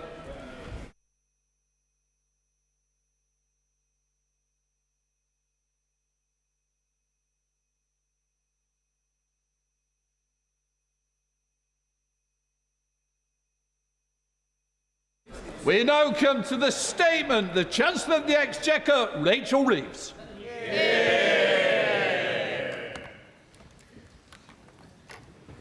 With permission, Mr. Speaker, I'll make a statement about the government's preparedness and economic response to the conflict in the Middle East. Let me begin by paying tribute to our armed forces and by expressing my concern and sympathy for the British citizens whose lives have been disrupted by the conflict so far. I understand the anxiety felt by families and businesses during these incredibly uncertain times. And this conflict affects us all, and we must respond to it. As I have demonstrated time and time again, I will take the necessary decisions to help families with the cost of living and protect the public finances. I'm clear-eyed about my response to the current situation. My economic approach will both be responsive to a changing world and responsible in the national interest. The economic impact of the situation in the Middle East will depend, of course, on its severity and its duration. The movements that we have already seen are likely to put upward pressure on inflation in the coming months. But I also want to confirm to the House that our financial markets are functioning, and I'm in regular touch with the Governor of the Bank of England. This afternoon, I spoke with G7 finance ministers. setting out my priorities for the international cooperation needed. First, calling for immediate de-escalation and a return to the diplomatic process. Second, we must guarantee the security of vessels passing through the Strait of Hormuz.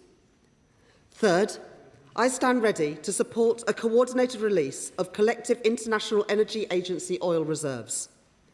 And fourth, the UK will play its part as the global hub of maritime insurance. And I am meeting with the Chair of Lloyd's of London later today, where we will discuss how best to support the continued passage of maritime trade. I want to ensure the country that the fundamentals of Britain's economy are strong. Every step that I have taken since the election has built our national resilience, stability in the public finances, investment in infrastructure, in both defence and energy security, and reform to our economy. Last week, I updated the House about our progress in delivering that plan. We have cut inflation so that it is now at 3%, a lower base than at the outset of the Russia-Ukraine conflict. I have prioritised economic growth to drive up living standards, and I have stabilised the public finances. We have already reduced the deficit by £20 billion since last year, from 5.2% to 4.3% of GDP. We are due to reduce borrowing more over the rest of this Parliament and by more than any other G7 economy. And I have increased our financial buffers, confirmed last week by the Office for Budget Responsibility. I know that families and businesses will be concerned about the impact of this conflict on them, and so I want to set out the action we have already taken and will take to protect them. I'm prioritising energy security, investing in clean, homegrown energy. Our contracts for difference are already protecting consumers, ensuring that generators of low-carbon energy pay money back into the system when the wholesale prices are high, shielding bill payers from fossil fuel price shocks. I can confirm to the House that in the coming days we will publish the government's response to the Finkelton review of nuclear regulation to build nuclear power more quickly.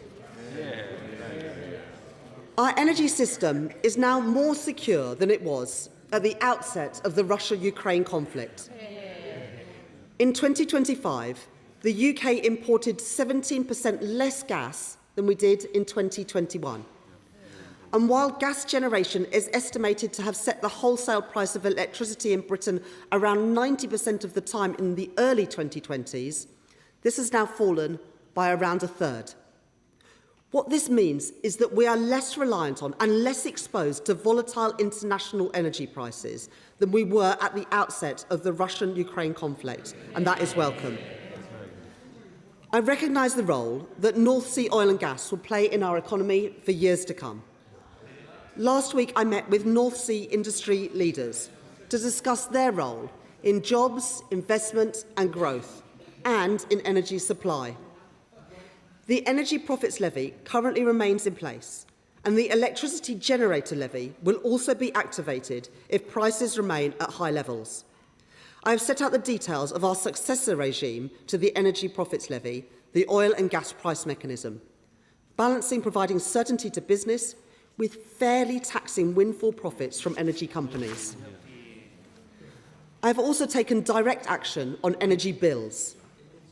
Our supercharger discount on business electricity is increasing next month, cutting costs for around 500 of the most energy-intensive businesses by an additional £420 million per year.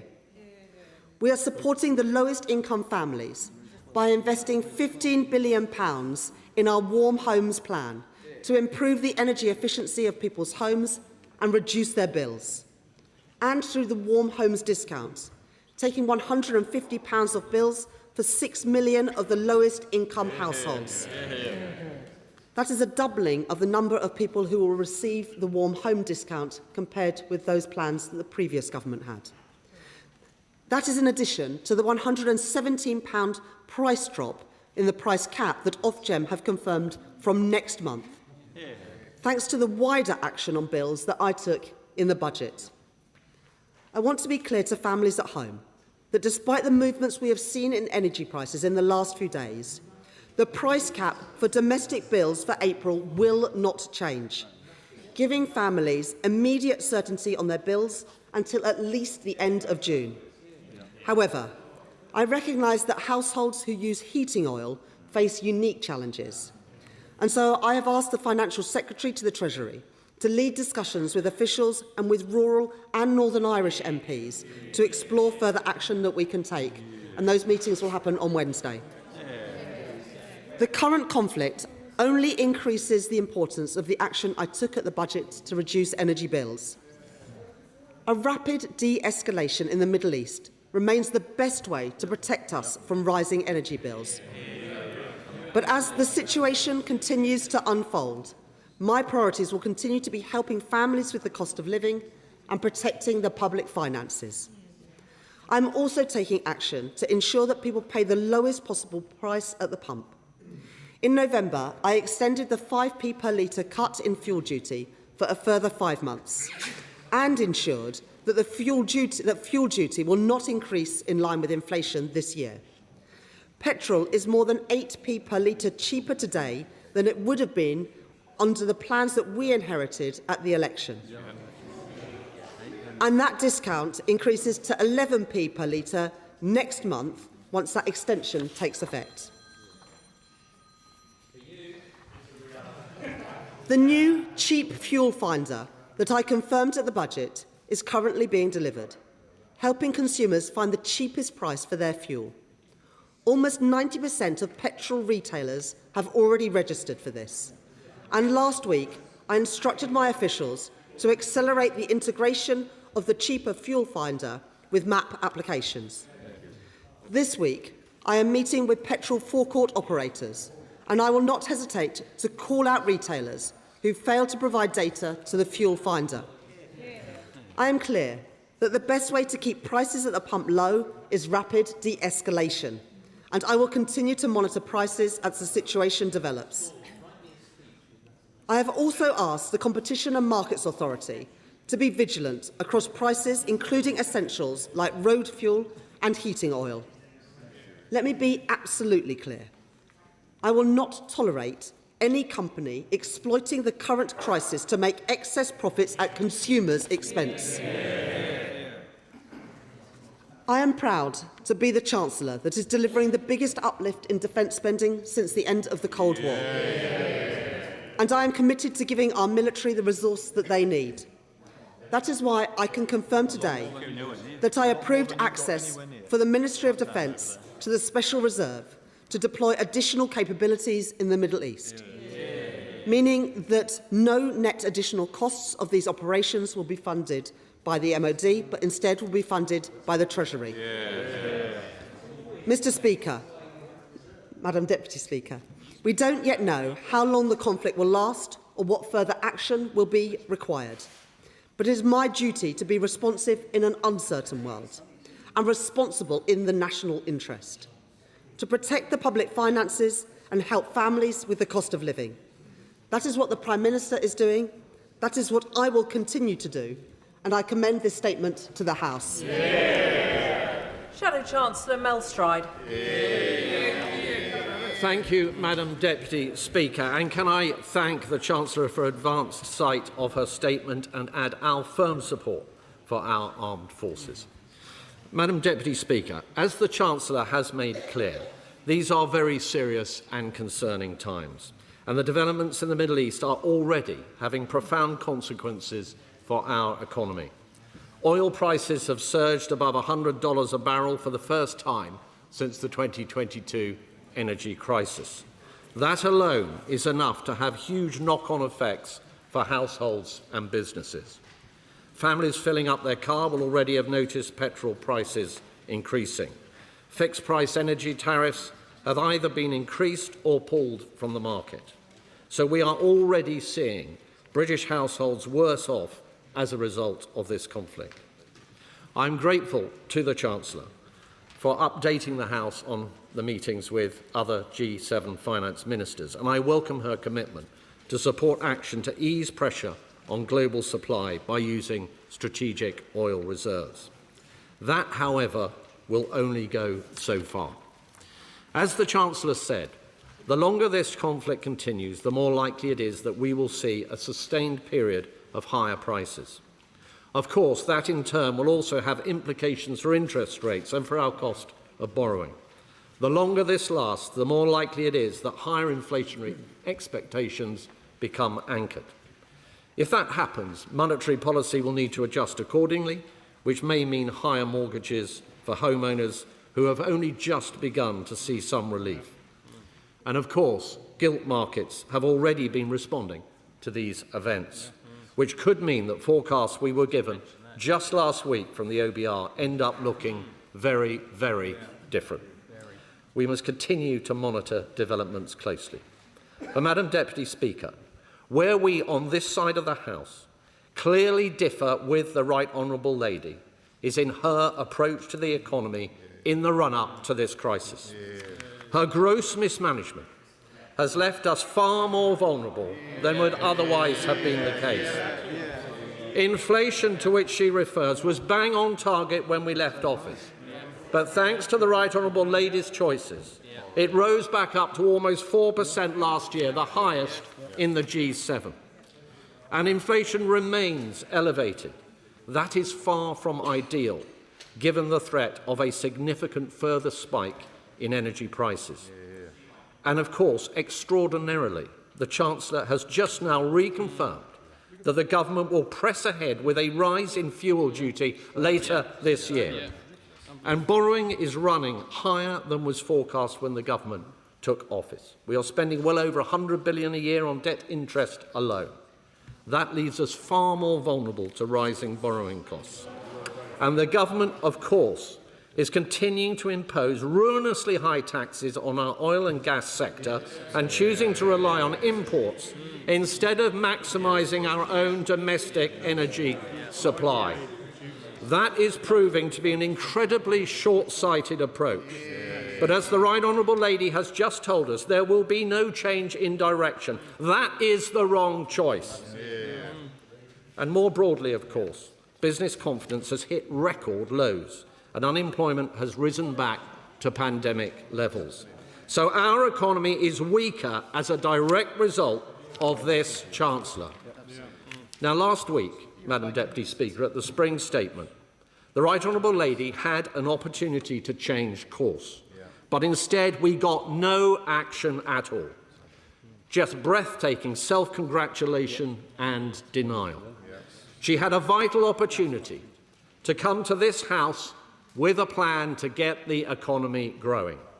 But she did not do that, not least because this week government have caved into their own backbenchers who prefer higher welfare spending over fixing our economy. So today, let me reiterate our offer to support the government if, even at this late stage, and particularly given the gravity of the current global outlook, they do the right thing, show some backbone, and come forward with a proper plan to cut welfare spending and strengthen our economy so we can properly support hard-working families through this difficult time. This is the very least that the British people deserve. Finally, Mr. Speaker, could I ask the Right Honourable Lady, will she urgently reconsider her decision to implement the first increase in fuel duty in 15 years? Likewise, to urgently reconsider her decision to continue with the crippling taxes being imposed on North Sea oil and gas producers. On the Fingleton review on nuclear, can she clarify if the government is accepting all those recommendations as ministers previously committed to do? Can she give further details on what additional economic action is under consideration internationally if the conflict continues?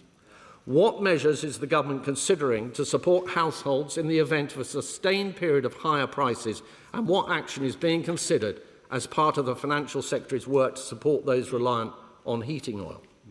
Are the government tracking the Iranian regime's illegal funding sources to ensure UK financial systems are not facilitating funds that are being used to support repression? And can she confirm that there is sufficient resource available in the Special Reserve so that our brave servicemen and women have the support they deserve?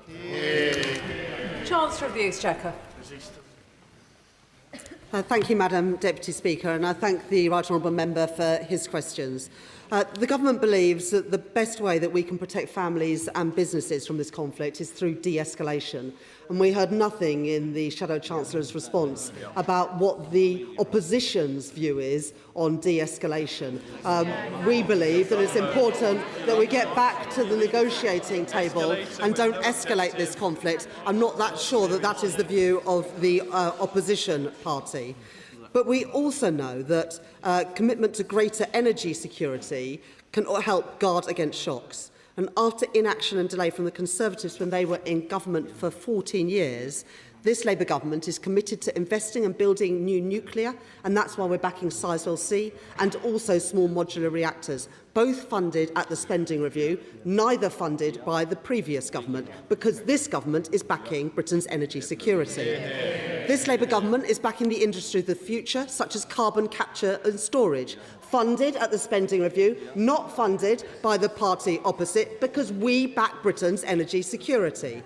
And through the National Wealth Fund, we are investing in floating offshore wind and in our docks, funded in the spending review, not funded by the party opposite, because we back Britain's energy security.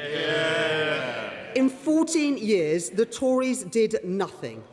So they failed when we needed new nuclear. They stood by and allowed the loss of gas storage facilities at Rough.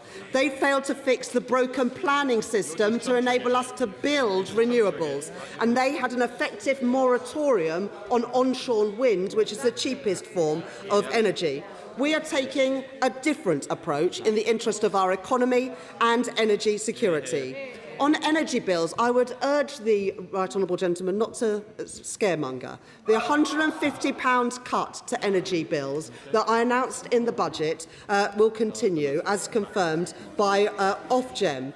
We removed the failed eco scheme and we removed a number of levies off of bills. On heating oil, those conversations will happen this week and we are working closely with MPs, with colleagues in Northern Ireland to make sure that things are working well. But the Minister at Desnes met with the heating oil sector on Friday and spoke this morning to the Competition and Markets Authority. There is not currently a problem with supply, but where members have individual issues around supply, they should make sure they get in contact with Desnes. On fuel duty would have risen by 8p compared to if I had have used the plans that I inherited. And we've had two budgets, both of which all of the parties opposite voted against, which extended that freeze in fuel duty. So it's a little bit rich now to hear the opposition saying that they want to reduce fuel duty when they vote against budgets that froze it. And on the energy profits levy, I think the Right Honourable Gentleman has a short memory because, of course, he was in the Cabinet that introduced the energy profits levy. And they introduced it for a reason, because of the windfall profits that were being made by the energy companies and the need to help consumers with bills, which is exactly what we have done. On the public finances, again, I'm not sure if the Right Honourable Gentleman listened either to my statement last week or my statement today. The deficit has reduced from 5.3% to 4.2% of GDP. It's the first time in 6 years that the budget deficit has been less than 5% of GDP. And in fact, in the 14 years that the Conservatives were in office, borrowing was higher than the G7 average. It is now lower than the G7 average, and it's coming down in every year of this Parliament. And on inflation, I'm not going to take any lessons from the party that took inflation to more than 11%.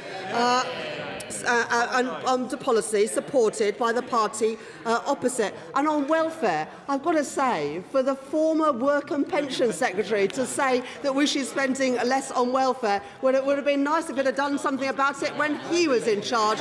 We are reforming the welfare system that they broke.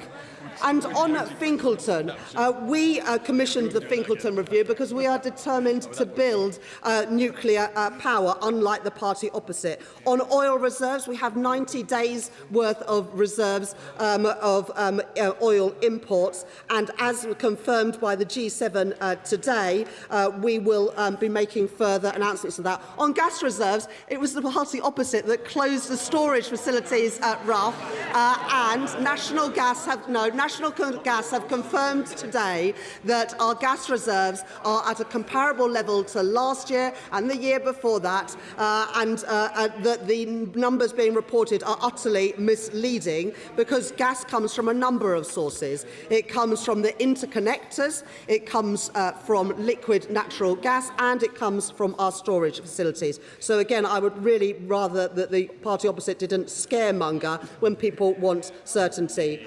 On money laundering, of course, we have the very strictest rules around money laundering, and on the special reserve for defence, of course, we will make sure that the Ministry of Defence has all the money it needs for providing the support for our armed forces. Chair of the Treasury Select Committee, Dame Meg Hillier. Thank you, Madam Deputy Speaker. Madam Deputy Speaker, my right honourable friend is right to focus on the cost of living and de-escalation in the Middle East. And I'm pleased to hear her confirm again, as she did in her statement, that there is a money for the Ministry of Defence access to the Special Reserve to deploy additional capabilities to the Middle East. Could she give us a figure or a range for how much money the Treasury is providing to the Ministry of Defence to deploy? Chancellor of the Exchequer. It wouldn't be right to disclose that sort of information, but as I said, we will provide all the support that is needed for our operations in the Middle East. Liberal Democrat spokesperson Daisy Cooper. Thank you, Madam Deputy Speaker. I'm grateful to the Chancellor for advance sight of her statement, but the statement does not include a single concrete announcement and in itself won't provide the reassurance that households and small businesses are looking for as they hear reports of energy bills about to escalate. Last week, the Liberal Democrats asked the Chancellor whether she would consider scrapping the planned 1p increase in fuel duty due in September. Could the Chancellor confirm whether that option is still on the table and that it has not been ruled out?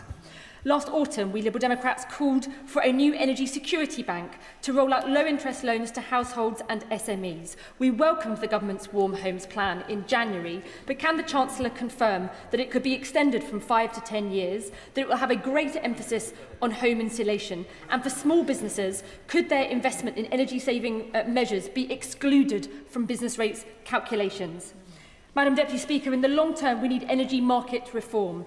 Can I urge the Chancellor and her government to intervene to stop these unpredictable fluctuations in the gas market? We need to urgently develop a plan to de-link gas and electricity prices and move expensive old renewable subsidies from the renewables obligation to the much better and cheaper contracts for difference model.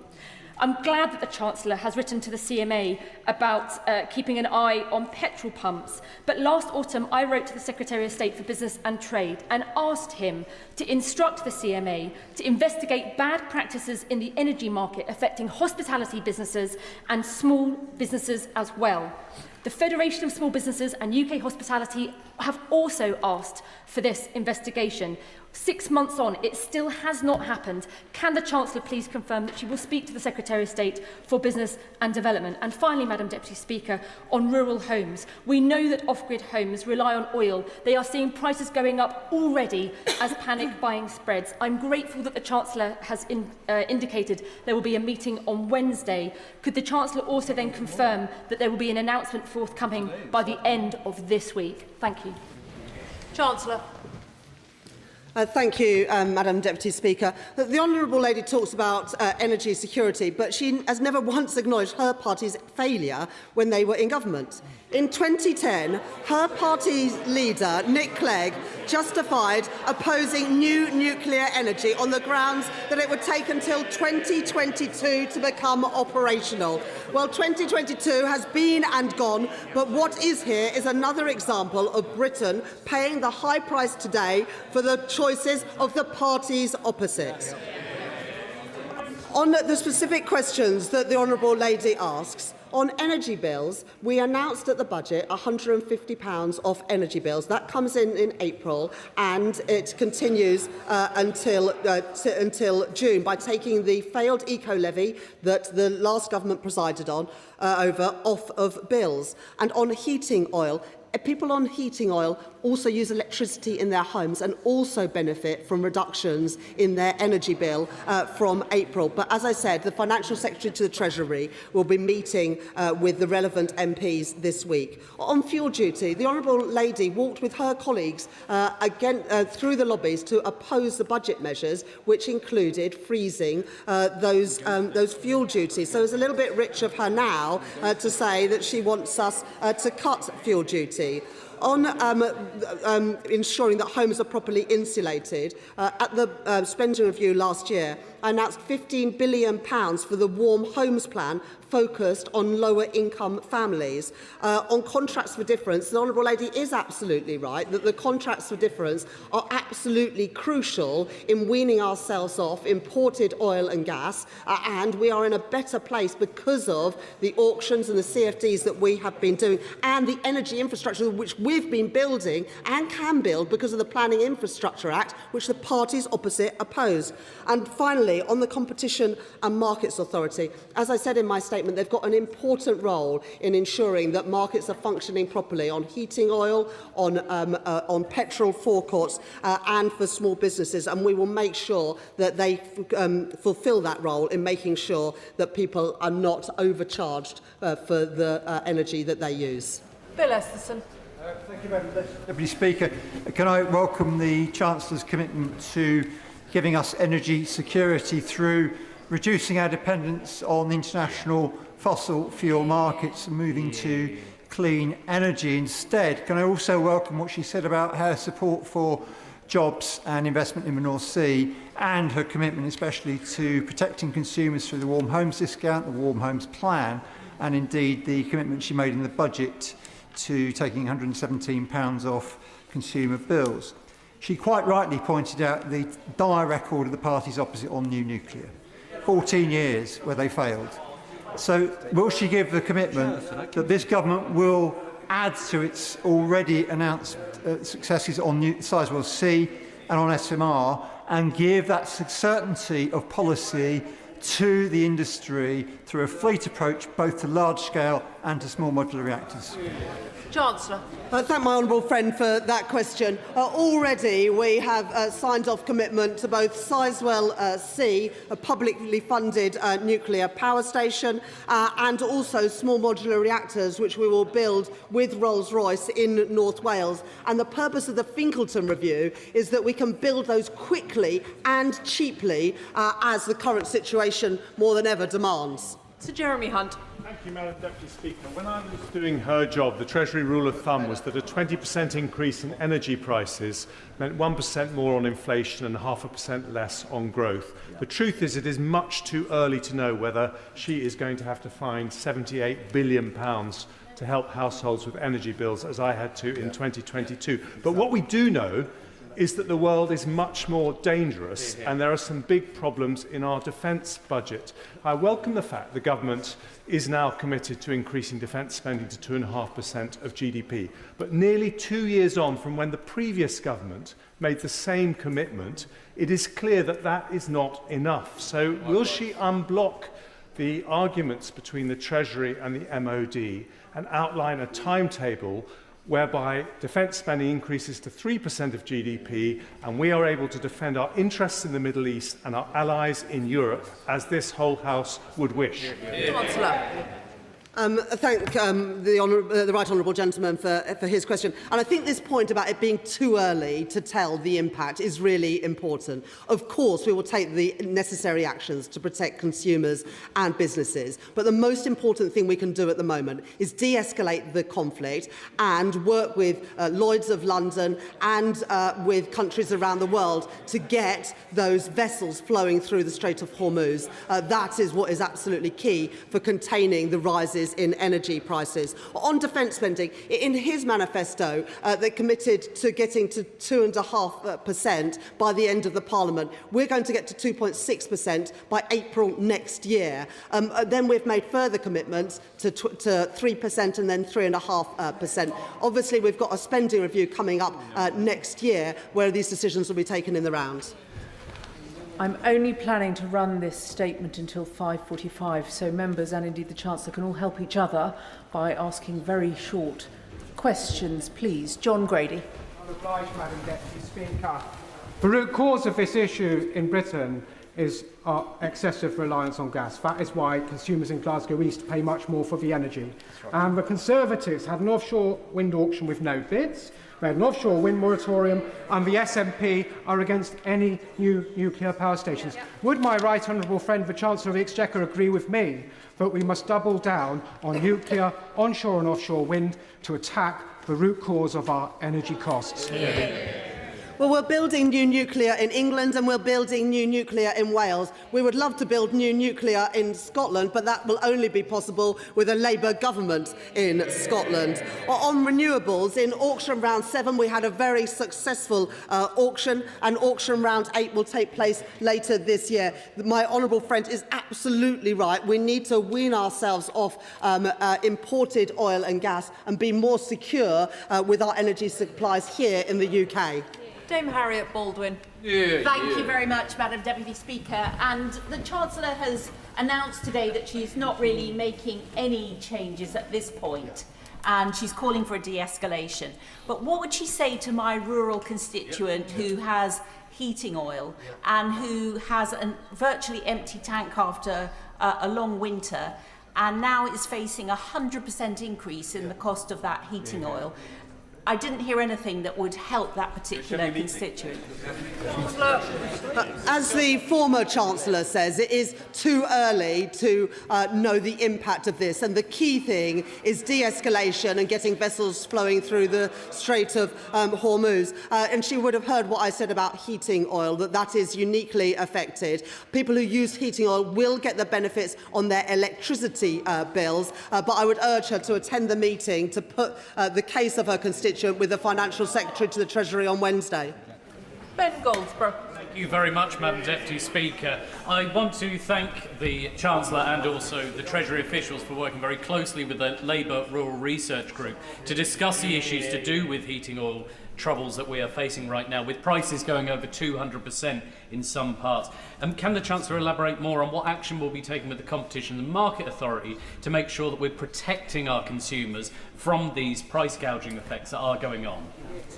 Chancellor. The point about price gouging is really important, and that is why we have today instructed the Competition and Markets Authority to ensure whether it is either heating oil or petrol retailers that they're not taking advantage of this situation to line their own pockets rather than thinking about the consumers who they serve. Chris Coughlin. Speaker, the last week has underlined our perilous national security situation and the potential risks to growth.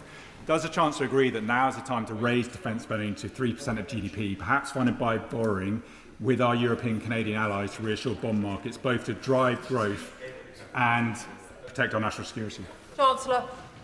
I've got huge respect for the honourable gentleman who's on the Treasury Select Committee, but his party has opposed every increase in taxes that we have brought in to be able to better fund our public services, including higher defence spending. And, you know, like me, he will look at what's happening in financial markets. I'm not convinced this is the time to unleash more borrowing on markets. That's what Liz Truss tried, and look where it got us.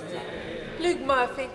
Thank you, Madam Deputy Speaker. Can I welcome the Chancellor's statement, particularly the focus on energy security and our plan for homegrown clean energy? It has been astonishing since the election to hear that the Conservatives' lessons from the Ukraine crisis was that we needed to be more dependent on international fossil fuels, costing £78 billion, as the former Chancellor just said. The Chancellor mentioned the electricity generator levy. I just wondered if she could tell the House how and when that would be activated. Chancellor. Very much thank my honourable friend for his question. The energy profits levy is still in place, and the higher prices go, the more windfall tax is paid. There is also the electricity generators levy, where if electricity prices go up, because they are in some cases outside of contracts for difference linked to gas prices, we will also recoup money there. That is obviously important because if the situation goes badly, we will need to be able to better support consumers. That is why the EPL and the EGL were brought in the first place, and that's why they are important parts of the architecture we have. Father of the House, Sir Edward Lee. I'm not sure that whether in the middle of the war it achieves much to be overtly party political. I mean, the past is where we were. We're now in the present. So, just to be helpful to the Chancellor, I agree with her on de-escalation as it happens, on defending our interests, not regime change. But the fact is that we have the highest energy costs in Europe. We're now in a crisis, and we're in potentially a war economy. So I saw the Energy Secretary sitting next to her earlier. Whatever the good intentions on net zero, will she listen to the Shadow Chancellor on North Sea oil? Because we are in this crisis now, and we have to meet this crisis with every tool in the toolbox. Chancellor. I thank the honourable gentleman for that question, and he's absolutely right. The best way to reduce prices for businesses and families in all of our constituencies is to de-escalate and ensure that vessels can get through the Strait of Hormuz, and that is our focus. But what this crisis, as well as Russia's illegal invasion of Ukraine, shows us is that we have got to win ourselves off oil and gas. We are better placed now than we were when Russia invaded Ukraine, because we get more of our electricity through contracts for difference than we did then, and we're less reliant on gas prices to set our overall energy prices. But this shows that we need to do more to invest in both nuclear and in homegrown renewables, so we are not so reliant on imports. But as I said in my statement, I met with the North Sea oil and gas leaders last week to talk about how we can support them during this time to make sure that we have access to the reserves that we need. Jim Dixon. Thank you, Madam Deputy Speaker. Can I thank the Chancellor for her statement? It's vital for residents in Dartford and across the country that they know that the government has their back when it comes to fuel bills going forward. Does the Chancellor agree with me that the economic stability that she set out last week in the spring statement means that the economy and consumers are much less vulnerable to the price shocks coming from the Middle East than they would otherwise be? We are in a better position than we were when Russia invaded Ukraine for two reasons.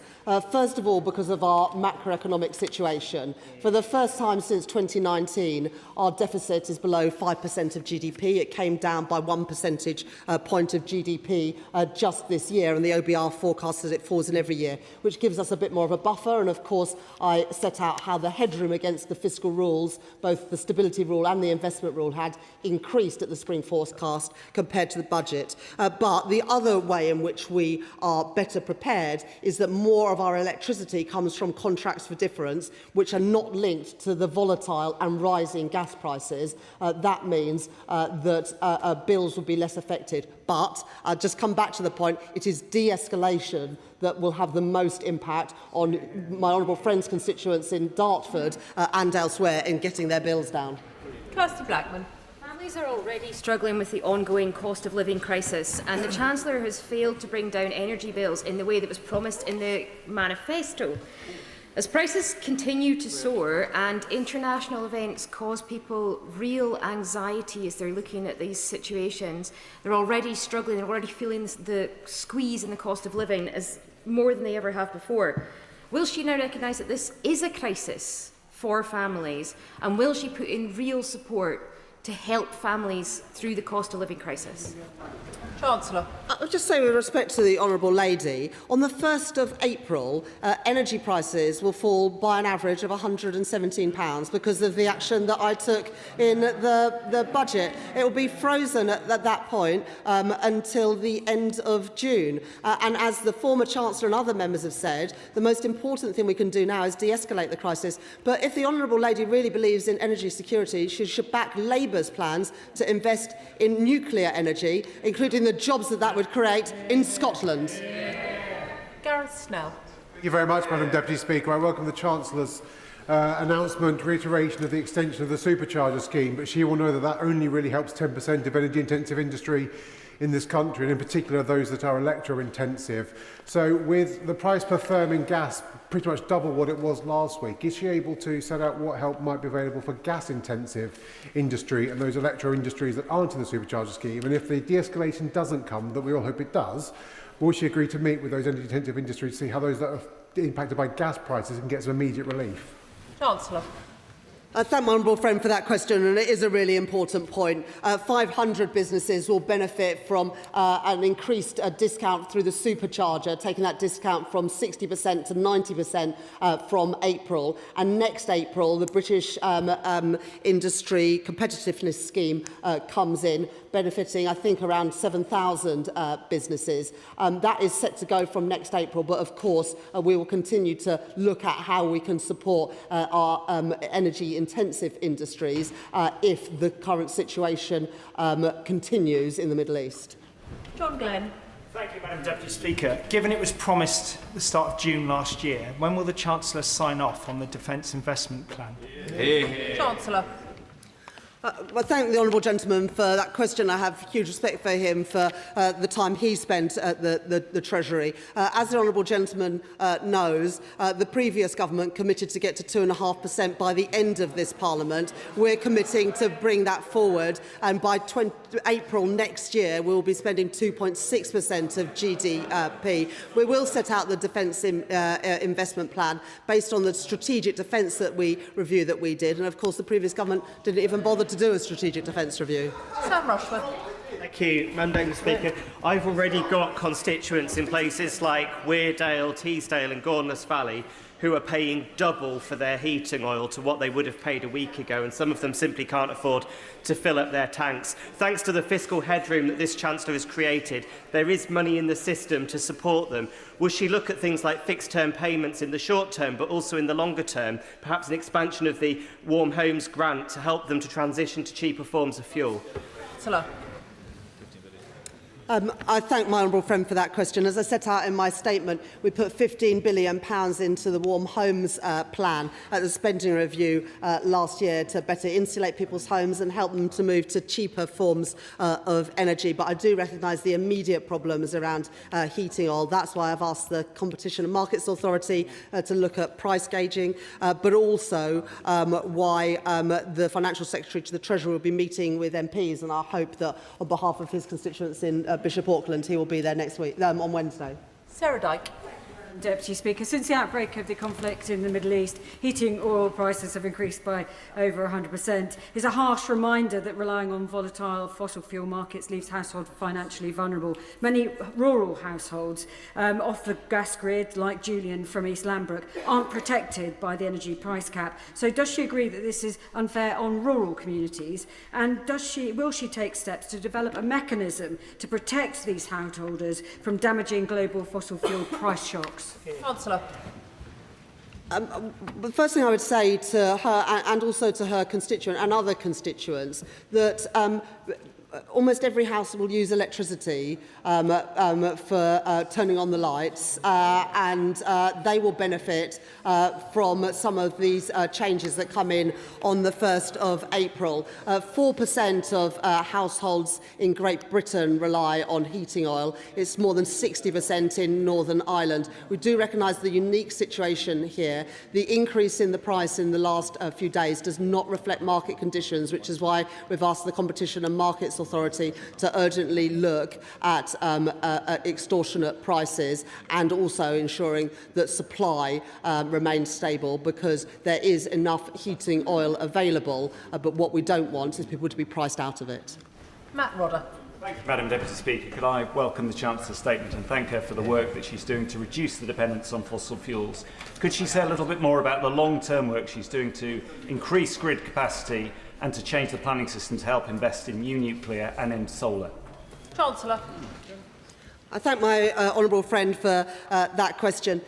We made changes to the National Policy Planning Framework just a few days into this government, and at the end of last year we passed the Planning and Infrastructure Act, which makes it easier to build a whole range of infrastructure, from housing to data centres and, crucially, to energy infrastructure. The Planning and Infrastructure Act was opposed by the parties opposite. They need to explain why they're against building the grid connections that will help us to benefit from cheaper energy.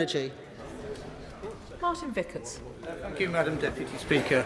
I agree with the Chancellor that de-escalation is desirable, but the fact is this conflict is likely to go on for many months.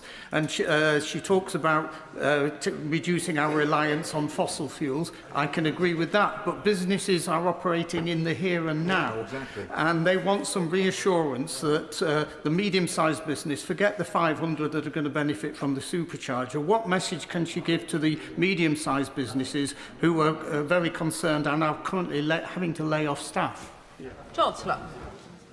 I recognise the concerns around businesses, and as well as the supercharger, the BIC scheme is coming in next year, and of course we are monitoring very carefully the situation to see what else might be necessary. But I would say that de-escalation is so important here. There is no reason why this conflict has to go on for months and months. Nobody wants that. It is in no one's interest.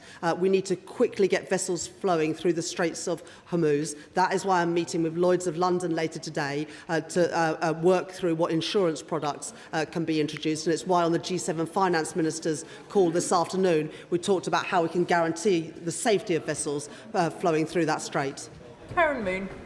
Whereas, Madam Deputy Speaker, tens of thousands of homes across Cornwall are still totally reliant on heating oil. So I'm delighted that the Chancellor has confirmed that the Chief Secretary of State's Treasury will be meeting rural MPs who are disproportionately affected by the crisis. But does she agree with me that in order to accelerate away from a fossil-fuelled economy, the British Business Bank, National Wealth Fund and GB Energy need to take a more dynamic attitude to risk when supporting renewable energy projects? I thank my honourable friend for that question, and can I also thank the rural group of Labour MPs for contacting me over the weekend with their stories and their suggestions, and that is why the Financial Secretary to the Treasurer have been meeting with MPs on Wednesday this week. In terms of the National Wealth Fund and the British Business Bank, they're already investing heavily in renewables, and we increased their budget to be able to do so. I also recognise that there are important opportunities in Cornwall, not just the South Crofty tin mine in his constituency, but other energy projects, including geothermal energy. And I've asked the National Wealth Fund to look again at those opportunities. Robert Jenrick. The British people are being clobbered. She could have come here today and scrapped her hike in fuel duty. She could have come here today and ended the insanity and got drilling again in the North Sea. Instead, she offered nothing. Absolutely nothing. This crisis deserves a proper response. When will she finally understand that for now at least she is the Chancellor, not just a bystander? Chancellor. Cuts in freezing fuel duty, Reform opposed it. The Energy Profits Levy, he introduced it when he was in the Conservative government, so I'll take no lectures for him and the Tory Tribute Act sitting up there. Topical Crichton. Thank you, Madam Deputy Speaker. Can I thank the Chancellor for his statement, for her support for the armed forces and for acknowledging the anxiety of constituents abroad.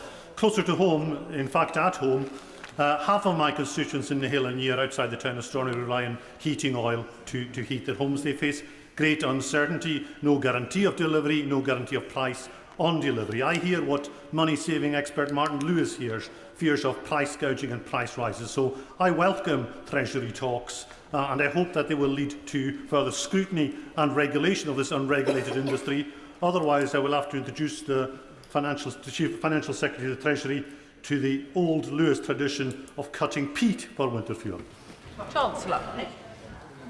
I thank my honourable friend for his question and recognise that his constituency, more than most, will be affected by worries around delivery and price of heating oil. That's why I've instructed the Competition and Markets Authority to look at price gauging, and it's also why the Financial Secretary to the Treasury will be meeting with my honourable friend and other concerned MPs on Wednesday this week.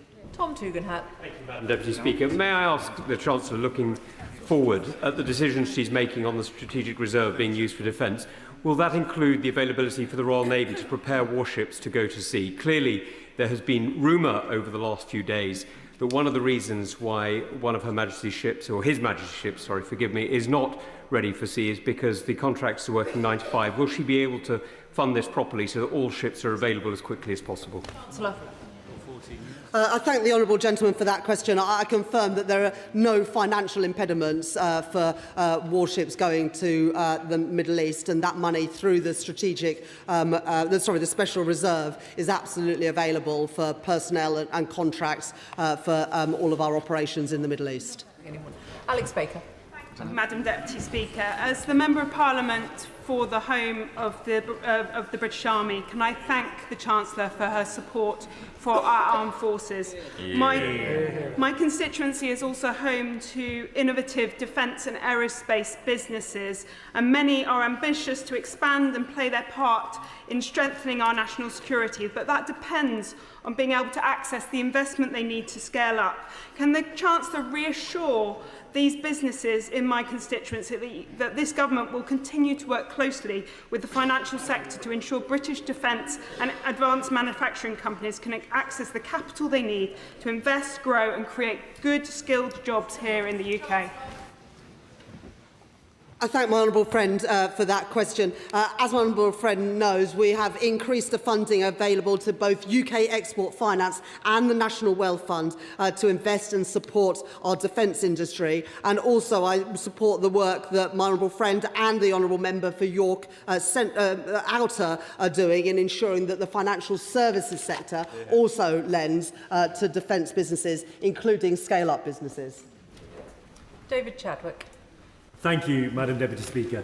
Almost two-thirds of homes across Brecon, Radnor and Cumtower are dependent on heating oil, the price of which is now surging thanks to Donald Trump's decision to bomb Iran. Can she reassure my constituents that help will be on the way from the government? Chancellor. Thank the honourable gentleman for that question. The meeting with the Financial Secretary to the Treasury will be open to all MPs and is on Wednesday this week, and I very much urge him to attend that meeting. We are aware of the unique situation concerning heating oil. That's why I've instructed the Competition and Markets Authority, but are also keen to hear directly from MPs. Calvin Bailey. Thank you, Madam Deputy Speaker. The impacts of this conflict spiralling are serious and will fall upon our constituents' pockets. So I welcome the Chancellor's statement and measures to address these. And yet, last week, the Honourable Member for Clapton was in the United States attempting to lobby against our national interests, on this occasion with a comical lack of success. So would my right honourable friend agree that the impact of living costs can only be compounded by the continued deeply unpatriotic interventions of the benches opposite?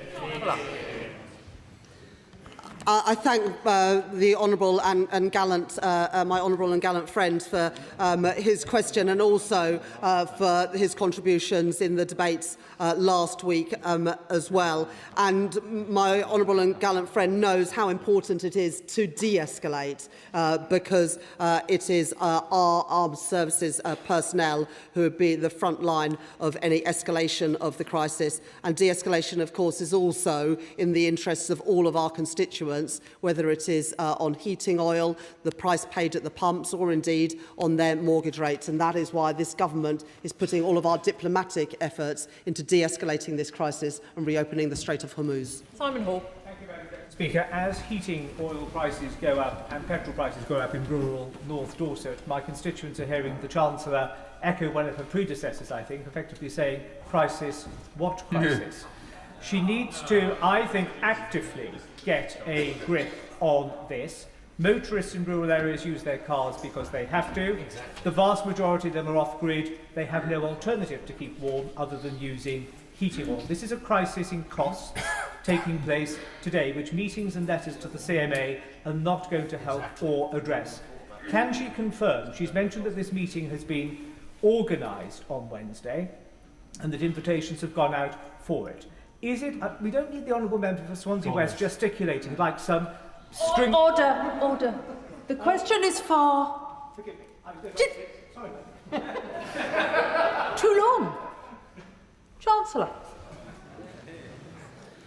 I've got huge respect for the Honourable Member and I thank him for his question. As the former Chancellor of the Exchequer says, it is too early to know what the impact of this crisis is going to be. It's why today I met with G7 Finance Minister colleagues, which I'm sure he welcomes, where we discussed the release of the International Energy Agency strategic oil reserves, for example, because what is needed to contain prices for all of our constituents is to make sure that we have the oil and gas on the market that we need, and that is why we are prioritising those diplomatic routes to de-escalate this crisis. Jonathan Davis. Thank you very much, Madam Deputy Speaker. I thank the Chancellor for his statement because this is not just a worrying time for our national security but for our economy too.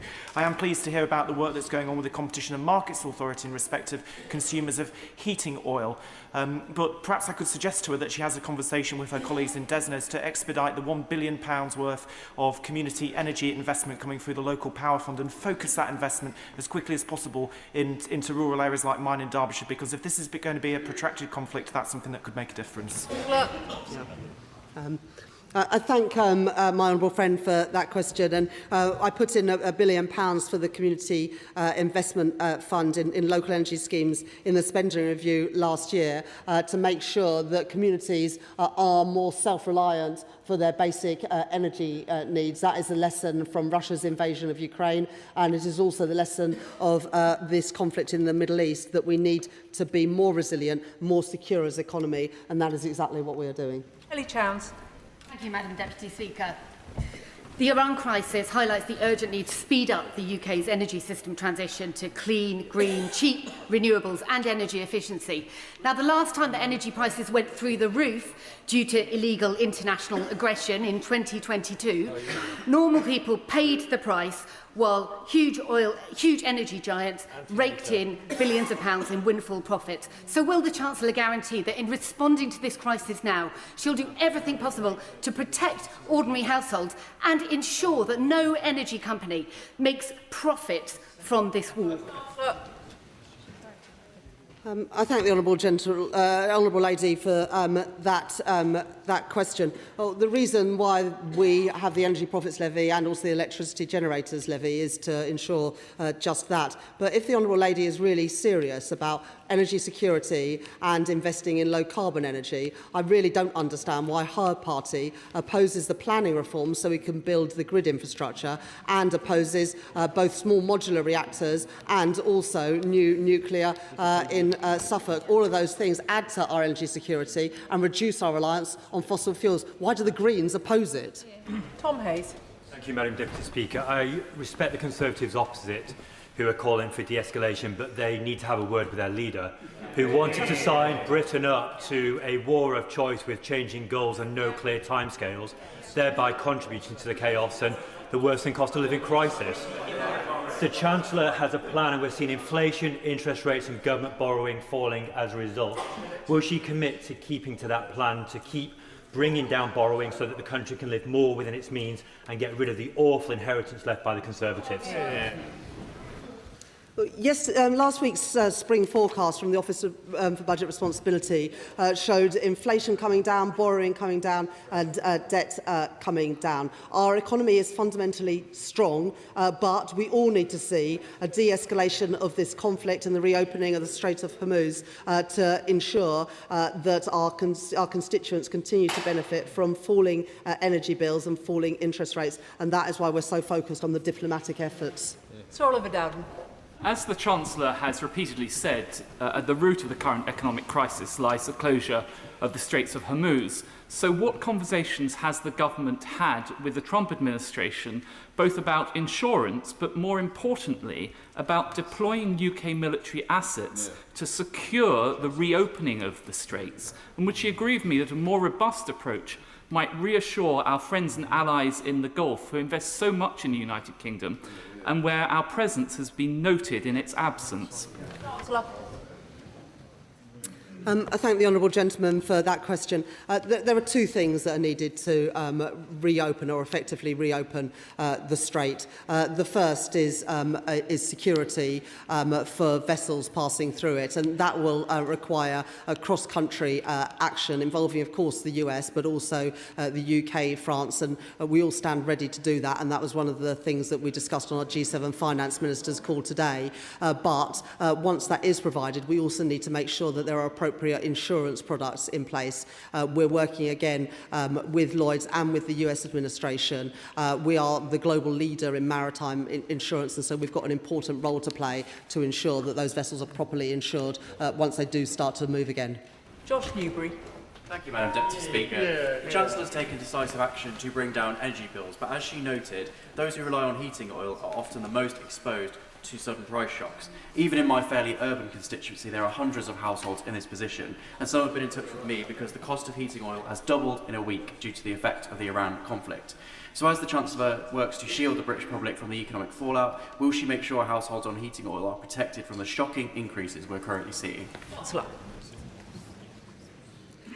It is important that the players in the heating oil sector behave responsibly and do not seek to profiteer from this current conflict because it is their customers who will lose out, which is why we've instructed the Competition and Markets Authority to guard against that price gorging. I know that he will attend the meeting with the Financial Secretary to the Treasury on Wednesday to make those representations, but the best thing that we can do is to de-escalate and get those vessels flowing to get that oil and gas moving.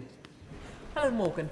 Very much, Madam Deputy Speaker. 1 in 3 households in North Shropshire are dependent on heating oil, and I declare an interest because mine is one of them. People have been in contact with me since last week, concerned about the rapid escalation of heating oil costs. I welcome the Chancellor's announcement that she recognises that problem and wants to act on it. Can she outline in more detail what kind of remedy she's envisaging and how soon we might be able to see it put in place? I said in my statement that despite what we did in the budget last year to take £150 off domestic energy bills, there is a unique situation with regard to heating oil. That's why I was pleased to receive representations over the weekend on it. The Treasury are working through those proposals, and it's why the Financial Secretary to the Treasury will meet with MPs this week. But the reason why prices are going up is because of the challenges in getting oil and gas out of the Middle East. That's why it's so important to de-escalate, but it is wrong for anyone to profiteer off the back of this crisis. Luke Charters. Thank you, Madam Deputy Speaker. Many of my constituents stranded in the Middle East have been left out of pocket because of their travel insurance, and in my view as a former regulator, they have overly broad exclusion terms in those policies. So would my right honourable friend update the House on her meetings with the insurance sector, the FCA and consumer groups, and would she agree for the City Ministers to meet me to discuss this? Chancellor. I thank my honourable friend for that question, and I'm sure that the relevant minister, whether that is in the Department for Transport or indeed the Economic Secretary to the Treasury, meets with my honourable friend. It is important that everybody who wants to get home from the Middle East is able to do so. We welcome the work that the airlines are doing to get people home with the support of the government, but it's also important that people are not ripped off for that. Harriet Cross. Thank Madam Deputy Speaker. We've heard the Chancellor and others on the government front bench for months now saying that we'll be using oil and gas for years to come, and of course we will. No matter how much they wish that away now, we'll be using oil and gas for years to come. We must secure our supply. In her meeting this morning with G7 finance ministers, does any of them say that banning new oil and gas licences from the North Sea is a good idea? Or any of them banning themselves from their own energy resources? Chancellor. I thank the Honourable Lady for that question. It was, of course, her own party that introduced the Energy Profits Levy in the first place, and introduced it for a good reason, because many of the questions today have been about the impact on prices. And of course, the way that support was given to consumers during the Russia-Ukraine crisis was through money from the Energy Profits Levy, then being used to subsidise people's bills. That's why we have the Energy Profits Levy. Dave Robertson. Thank you, Madam Deputy Speaker. Can I thank the Chancellor for her statement today? She is absolutely right to take the action that she has on energy prices, particularly given that 20% of the world's oil is transported via the Straits of Hormuz. However, the Straits of Hormuz also transports over a third of the world's urea, almost half of its sulphur, and a significant amount of ammonia. So can I ask the Chancellor what steps she's taking to protect our farmers from spiking fertiliser prices at the same time as energy prices are rising? Chancellor. I thank my honourable friend for that question. We're working closely with DBT and DEFRA as well as business to understand the different parts of industry that will be affected by a protracted conflict. But this is just another reason why it is so important to de-escalate. That is exactly what we are seeking to, and ensure supply continues to flow. Saoirse Eastwood. Thank you, Madam Deputy Speaker. I welcome a statement this afternoon from the Chancellor. As she's already outlined, Northern Ireland is uniquely exposed. Up to 70% of people right across Northern Ireland are reliant on home heating oil. Instead of meeting with me, would you be able to tell me that you have plans to meet with the Minister of Economy in Northern Ireland this week, and indeed my ministerial colleagues in the Northern Ireland Executive, to see how we can best support our people? Chancellor. It's really important to understand the extent of the impact on Northern Ireland. When we made this announcement of the budget, we did make money available for Northern Ireland to have their own scheme recognising the slightly different energy market in Northern Ireland. I know that the Financial Secretary to the Treasury, who's leading on this work at the Treasury, is meeting with his opposite numbers in the Northern Ireland Executive to make sure that we understand the challenges there and what we can do to best support. Tony Vaughan. Thank you, Madam Deputy Speaker. I thank the Chancellor for her statement, which really does underline the importance of new nuclear to boost our energy security. Many of us who back new nuclear also care deeply about nature, and Dungeness in my constituency is both a nationally important habitat site and a vital location for new nuclear. So does the Chancellor agree that we urgently need a reformed framework for habitat protection along the lines proposed by Fingleton Review, so we can safeguard the environment and welcome new nuclear back to places like Dungeness? I thank my honourable friend for that question, and also his pragmatic approach. We will be responding to Fingleton in the next few days, and then legislating as quickly as possible to make it cheaper and quicker to build the energy infrastructure that we know we need. Sir Alex Shelbrooke. Thank you, Madam Deputy Speaker. Madam Deputy Speaker, defence industry supply chains really are desperately in need of the DIP. The Chancellor talks about the money that's being invested, but why is the Treasury not allowing the DIP to go forward? Because it's starting to become really critical, and we need that infrastructure. Secretary of State is desperate for that infrastructure. We need to know when's that coming forward. It was the government's self-imposed deadlines, nobody else's.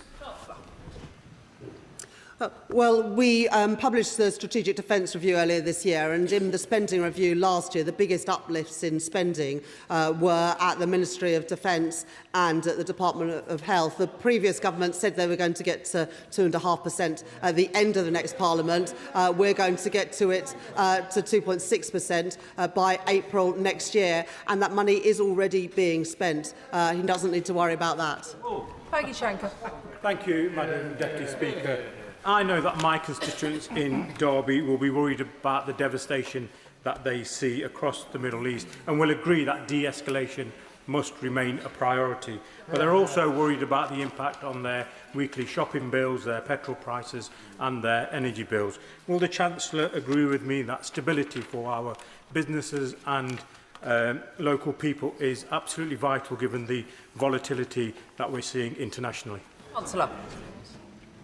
I thank my honourable friend for that question. That's why I'm pleased that since I became Chancellor, the Bank of England have cut interest rates 6 times, why we were able to take £150 off of energy bills and also freeze prescription charges and rail fares. And of course, in my honourable friend's constituency, you have Rolls-Royce, who will benefit both from small modular reactors and also the increased defence spending that is already going in.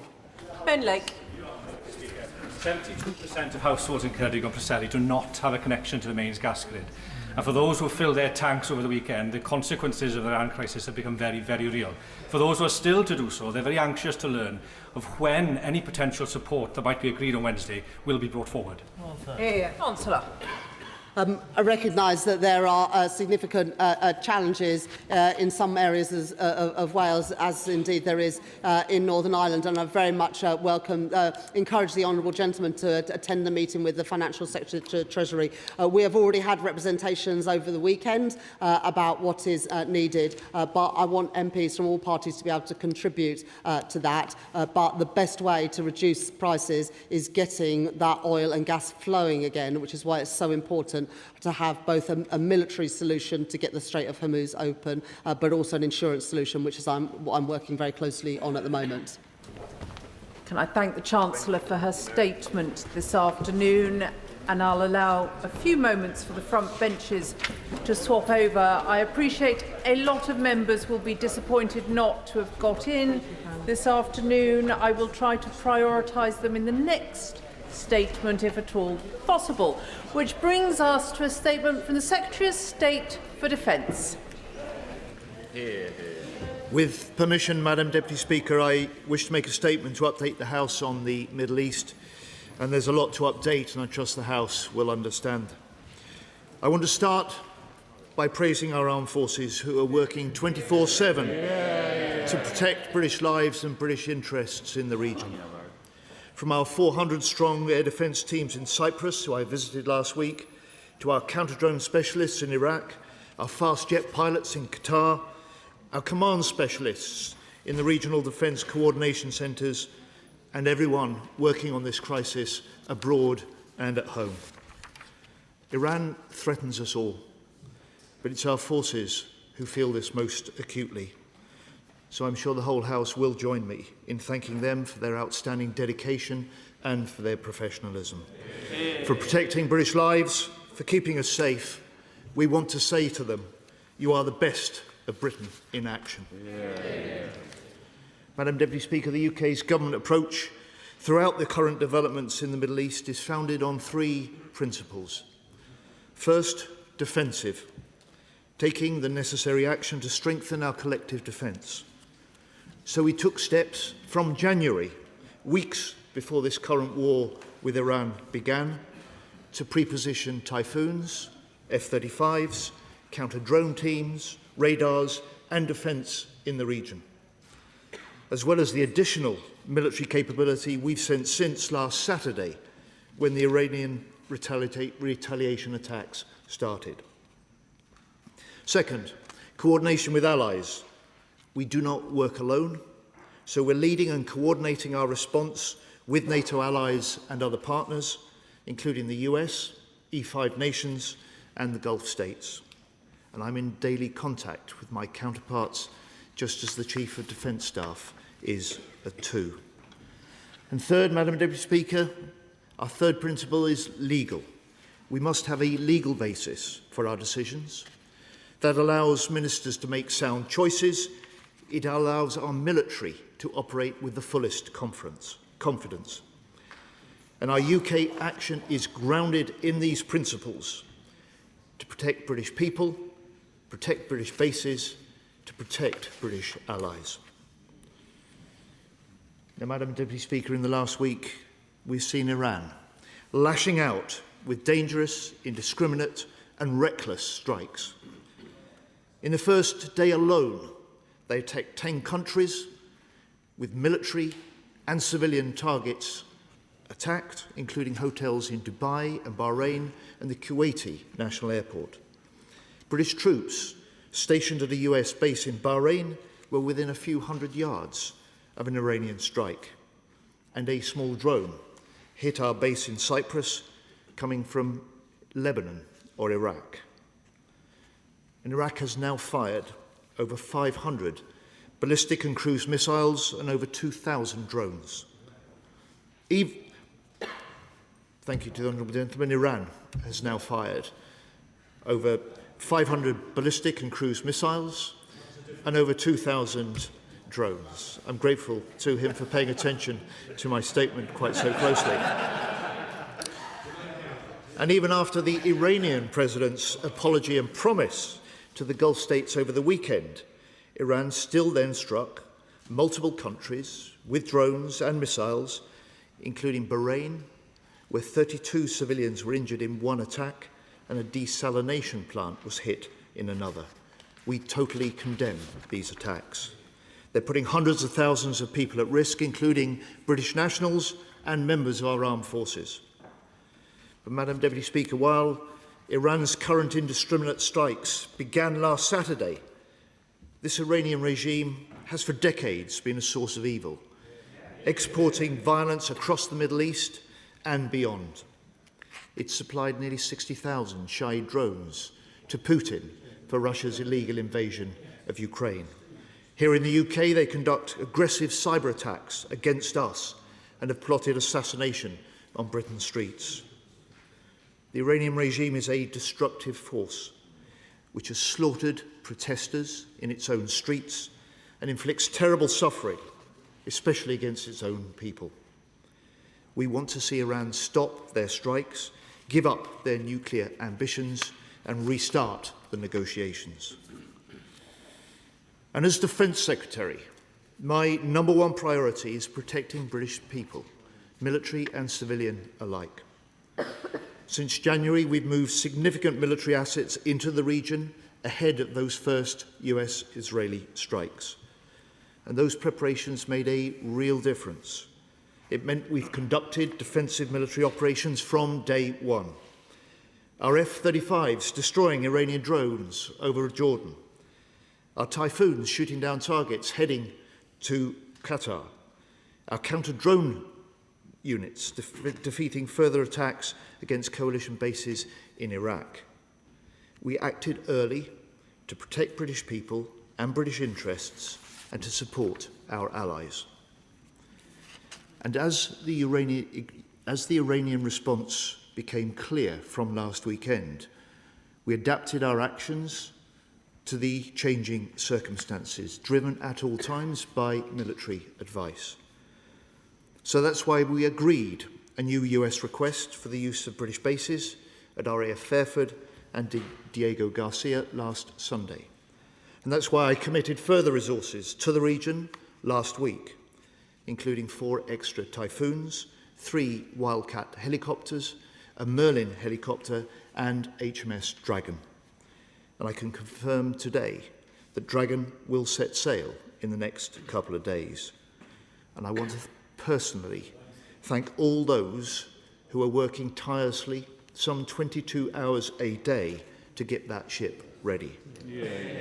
HMS Dragon will join US air defence destroyers to provide additional protection in the eastern Mediterranean. And Madam Deputy Speaker, let me also provide the House with the following operational update from last night. The UK is now conducting defensive air sorties in support of the UAE. Typhoons successfully took out 2 drones, one over Jordan, the second heading to Bahrain. The third Wildcat has now arrived in Cyprus, and we've now deployed additional RAF operations experts in more than 5 countries in the region, helping coordinate regional military and civilian airspace. And the fragments of that drone that hit Akrotiri are being analysed for foreign military hardware by our experts at DSTL. British pilots have now wrapped up over 230 flying hours. We have 8 jets in Qatar, including our joint Qatari-British squadron, who are flying in support of regional allies, and we have more jets in Cyprus than any other nation. And I visited our 400-strong air defence teams at our base in Cyprus on Thursday last week. They're there in addition to the 4,000 personnel regularly stationed on the island. I was subjected to the daily air sirens that they face. I saw the impact that Iranian proxy drone had caused, and I asked the Commander of British Forces, General Tom Buick, "Do you need anything more from us back in Britain?" And he said to me, "No, I've been given everything I have asked for." The UK is leading this response to Iranian threats in close coordination with our allies. And Cyprus's head of the National Guard told me last week, our military cooperation has never been closer. And our support is backed up by our NATO allies, including the US, France, Greece and Germany, something I discussed with E5 defence ministers last week. And I can also confirm to the House that having given the US the go-ahead to use British bases for specific defensive operations into Iran last Sunday, the first US bomber landed at RAF Fairford on Friday. And as the Prime Minister has set out, this activity is part of, I quote, the collective self-defence of long-standing friends and allies and protecting British lives. It is in accordance with international law. These missions are to destroy Iranian missiles at source. And Madam Deputy Speaker, we are deeply concerned about escalation in Lebanon. Hezbollah is a dangerous terror organisation tied to the regime in Iran. It must cease these attacks against Israel. But we do not want to see Israel expand this conflict further into Lebanon. More than 400 have already been killed and 500,000 displaced by recent Israeli operations. The solution to these problems, to this conflict, must be guided by the Lebanese people and the Lebanese government. And we urge de-escalation and the return to a negotiated process. Now, I know, moving beyond defence, that many of us as MPs have constituents with friends and family that are caught in the region, worried for the safety of their loved ones.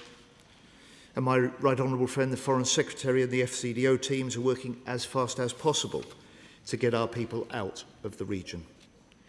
3 chartered flights have now taken off, with more to come this week. More than 170,000 people have registered their presence, which has allowed us to get them information and support and advice that they need. More than 37,000 British nationals have been evacuated since the start of the crisis response, and as the Prime Minister said last week, we will not stop until our people are safe. Madam Deputy Speaker, these are deeply uncertain times. While we deal with the immediate crisis in the Middle East, we must also maintain our strong support for Ukraine, deter increasing threats in the High North, fulfil our NATO commitments, and ensure our homeland is protected. Our adversaries are watching. We must manage rising demands on defence, balancing resources to best effect. And we must also deal with the cost of living impact this conflict could cause, just as my right honourable friend, the Chancellor, has set out in her statement. I'm proud of the UK's response, acting at all times in our national interest. We will defend our allies, we will support our armed forces, we will do everything necessary to protect British lives and British interests, to make Britain secure at home and strong abroad. I commend Shadow Secretary of State, James. Thank you, Madam Deputy Speaker. And can I thank the Secretary of State for advance sight of his statement and the briefing I received from his officials this morning. Can I begin by offering condolences on behalf of the opposition to the 7 US soldiers killed in action as part of their ongoing action against Iran. I join the Secretary of State in utterly condemning Iran's indiscriminate attacks across the region and in expressing my gratitude and that of the opposition to all our brilliant, brave service personnel and their families who are stationed out there. Of course, the Secretary of State and I will agree that the #1 responsibility of any government is to defend its people, and that everything possible must be done to secure our sovereign bases, particularly RAF Akrotiri on Cyprus, attacked by drones a week ago. That is an incredibly serious development. We support the government in taking steps to use the RAF and other assets to protect the airspace and defend against drone and missile threats to Akrotiri, but also in deploying our Air Force to defend allies in the region as an act of collective self-defence. The problem is this. Any serious integrated missile defence plan for the sovereign base areas on Cyprus would by necessity include the presence of one of our highly capable Type 45 air defence destroyers. And yet, despite the Secretary of State just saying, and I quote, since January, he has been moving military assets to the region. There isn't a single Royal Navy warship present, and our Type 45 HMS Dragon hasn't even set sail. Can he confirm that the government only decided last Tuesday to send a Type 45 to the Eastern Med after the US action had already commenced and 2 days after RAF Akrotiri was attacked by kamikaze drones? Of particular importance, Madam Deputy Speaker, it has been widely reported that the Royal Navy recommended to ministers weeks ago to deploy a Type 45 destroyer to the region. Is that true? And if so, when did the Navy make the recommendation to send a Type 45? And which minister took the decision to decline that advice from the Royal Navy and instead choose not to send a destroyer? Who? Most importantly, why was the decision taken not to send a Type 45 until attacks had already taken place against our base on Cyprus? And can the Secretary of State tell us on what date he expects HMS Dragon to be in position to provide air defence in the region? And furthermore, given the Chancellor's promise in her statement just now to reopen the Straits of Hormuz and France's pledge to provide escort ships, what other Royal Naval assets will we be sending to assist? This is the big one. Madam Deputy Speaker, it was on the 19th of February that the BBC reported that the United Kingdom would not allow the United States to use its bases to launch an attack on Iran. We know that 3 US Arleigh Burke destroyers, their equivalent of the Type 45, have for days been based in the Mediterranean, providing Cyprus with defence against ballistic missiles. Doesn't this mean that until the Prime Minister's U-turn a week ago, that this Labour government were displaying the most extraordinary double standards to our closest military ally, on the one hand denying the US the use of our bases, whilst on the other relying on them to protect ours? Exactly. One of the bases in question is Diego Garcia, Madam Deputy Speaker, absolutely critical for launching US heavy bombers. Now, it's bad enough for the Prime Minister to be U-turning over permission to use Diego Garcia whilst it is still our sovereign territory. How much worse will the situation be once we've started paying billions for the pleasure of Mauritius, a close ally of China, to have a say on whether such action complies with international law? So isn't it the case that when it comes to the Prime Minister's next and 17th U-turn, the best thing he could do is to scrap his crazy Chagos deal and spend every penny on the British Armed Forces? But this isn't just about the future of Diego Garcia. Last week, the Cypriot Foreign Minister said, and I quote, "There are questions about the future of the UK's military bases on the island." Isn't the reality that Greece, France and Spain are all sending ships, and that Labour's failure to deploy the Royal Navy to the Eastern Mediterranean has completely undermined our international standing, not just in the eyes of our many allies in the Middle East, but also in the eyes of those who can now exploit such weakness? So can the Secretary of State give his cast iron guarantee that UK sovereignty of our bases on Cyprus is not up for negotiation? Madam Deputy Speaker, of course, it's not just HMS Dragon that everyone is waiting for. At a time of war on multiple fronts, we've now been waiting months and months for the government to publish its long overdue defence investment plan. I cannot emphasise how serious this is. Britain urgently needs to rearm. It was right that we gave a huge amount of munitions to support Ukraine, but that has made our need to rearm even more pressing. Correct. So when exactly is the government going to publish the defence investment plan? Can the Secretary of State at least say if it will be published before local election purdah commences? That is a key question. Finally, isn't there a simple reason why there's no defence investment plan? And isn't it the same reason that for the first time in almost half a century there are no Royal Navy warships in the Middle East? Because when it comes to defence spending, this government has prioritised welfare over rearmament. Yes. They've chosen to spend billions more on benefits rather than strengthening our defence in a dangerous world. So, Madam Deputy Speaker, after all the Prime Minister's dither and delay, U-turns and weakness, will the Secretary of State finally demand from his Chancellor what we all know our armed forces need, a properly funded plan to get to 3% on defence this Parliament? Secretary of State. Well, let me start by recognising the fact that he supports the steps that we've taken to put UK defence capabilities into the Middle Eastern region, that his recognition and support for the fact we did this in advance of the current crisis, and these capabilities and our coordination of them have been alongside US allies and have been purely defensive in nature. We have been doing what Britain can best contribute to the protection of British interests, British personnel, British bases and British allies in the region. He asks me about Dragon.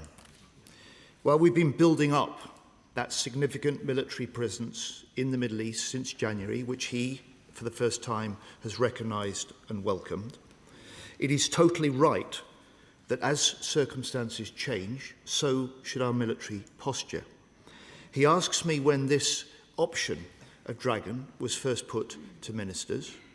As the Chief of the Defence Staff said on the BBC on Saturday, he looked at the proposals for Dragon being deployed to the Middle East on Tuesday last week, and I signed them off the same day. And I say to the right honourable gentleman, if he is unhappy about the state of the British Navy, he should take a hard look at his government's own record. Over 14 years, they hollowed out and underfunded our forces. They cut £12 billion from the defence budget in their first 5 years. Total frigate and destroyer numbers were cut from 23 to 17, and in 14 years in government they didn't order a single new destroyer. Madam Deputy Speaker, we only have Dragon available to go to the Middle East today because the Labour government commissioned it before 2010. And I am proud. I'm proud of the work our military are doing in the Middle East. I reject claims about the response. We've got ahead of the first strikes in the way that we've set.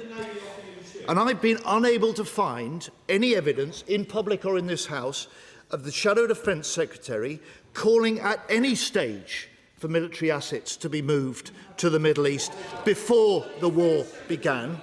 Indeed, the Shadow Foreign Secretary, barely a month ago in this House, was saying in this chamber, calling for our military, and I quote, to prioritise or repurpose inventory to contribute to NATO's high North missions. He really is proving himself quite an armchair general. General hindsight, wise only after the event. And I'm really disappointed. He asks about the dip. We're working flat out to produce that. He asked about defence spending. He cut it. We invested in defence. We're rising the greatest increase in defence spending since the end of the Cold War.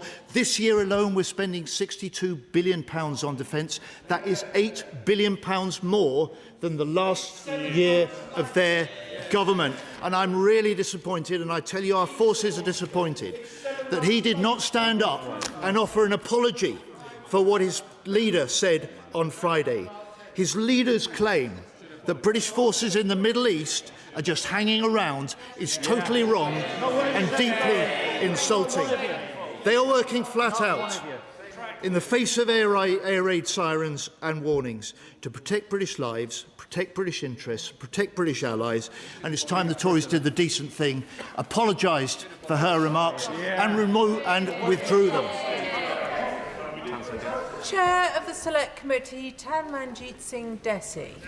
Thank you very much, Madam Deputy Speaker, and I thank the Defence Secretary for advance sight of his statement and his operational briefing before. And I also want to pay tribute and praise our armed forces for their bravery, dedication and professionalism to defend our citizens and our allies in the region. I agree with the Defence Secretary that we must urge de-escalation and a return to the negotiation process. And I also am glad that the government pre-positioned Typhoons, F-35s, counter-drone units and other air defence assets into the region. But the lack of a naval presence should be a cause of huge concern for all of us. I appreciate the Secretary of State's comments that our armed forces are significantly overstretched from the high north to further beyond, and that the hollowing out in recent years has meant that we do not have enough assets. But what is being done to urgently rectify the situation and increase the investment into defence in the near future so that we can be in several places all at once? I'm grateful for my honourable friend's support for the action that we've taken, the deployments that I've decided to commit to the region. He asks about what are we doing to make good 14 years of our armed forces being hollowed out and underfunded under the previous government. The first step to is increased defence spending. This year, more than £8 billion greater than the last year that the previous government was in. £270 billion in this Parliament alone, the single biggest increase in defence spending since the end of the Cold War, and a defence investment plan that will follow up the Strategic Defence Review, a vision and a plan for rebuilding our forces, strengthening our deterrent, integrating our armed forces for the future, and harnessing the accelerating power of new technology, something that I'm grateful to he and his Defence Committee members for supporting and recognising. Yeah. Lib Dem spokesperson James McCleary. Thank you, Madam Deputy Speaker. May I thank the Secretary of State for advance sight of his statement today and echo his praise for the bravery and professionalism of our armed forces putting their lives on their line for us all. The Liberal Democrats continue to have grave concerns about the UK being dragged into Trump's illegal war. However, it is fair to say that the situation has evolved very quickly. So given that it is commonplace for UK personnel to serve aboard US Navy ships, including aircraft carriers like those currently engaged in attacks on Iran, can the Secretary of State provide assurance to this House that no UK personnel are currently serving aboard US Navy ships engaged in offensive operations in the Middle East? Furthermore, there have been serious questions raised about the use of UK bases for US airstrikes. So can the Secretary of State reassure the House on what monitoring is in place to ensure that US actions from UK bases remain purely defensive? And will the government ensure that any intelligence relating to US strikes conducted from UK bases is provided to the Intelligence and Security Committee for review? And if UK bases were used, proposed to be used for offensive action beyond the government's authority, would the government withdraw permission immediately? Securing these guarantees is essential to ensure that the UK doesn't become complicit in Trump's unilateral and illegal war. Finally, Madam Deputy Speaker, even if the limited defensive actions carried out being asked for armed forces have exposed the stretched resources really are. So I must press the Secretary of State to give a clear time frame for the release of the Defence Investment Plan to start the urgent task of plugging these gaps. We must make sure that UK forces are given all the tools they need to do the jobs we ask of them, both now and in the future. Madam Deputy Speaker, as I said to the House in my statement, all decisions that we've taken, all actions in the face of this current conflict have been defensive in nature and legally well-based. That gives a sound foundation for ministers' decisions. It gives the forces personnel the fullest confidence in the actions they're taking. That is true of those that we've got deployed in the region. It will be true of those that we have embedded, I'm proud to say, in the US forces around the world. And I'm proud, Madam Deputy Speaker, that our US-UK relationship remains deep and close, and that we continue to do things together that no other nations will do. Emma Lewell. Thank you very much, Madam Deputy Speaker. The Secretary of State is right that our armed forces are the very best of us. Australian and British media are reporting that HMS Anson has departed Western Australia ahead of schedule. Can my right honourable friend indicate whether HMS Anson will play a role in defending British interests in the region on her voyage home? Madam Deputy Speaker, there are certain things that I will not and cannot disclose publicly, and the operations of our submarines fall into that category. My honourable friend is a long-standing member of the Defence Select Committee. I know she will understand the sensitivity and the potency of our submarine fleet. I know she asks the question, but she cannot realistically and reasonably expect the answer, and I know she knows that. Lincoln Job.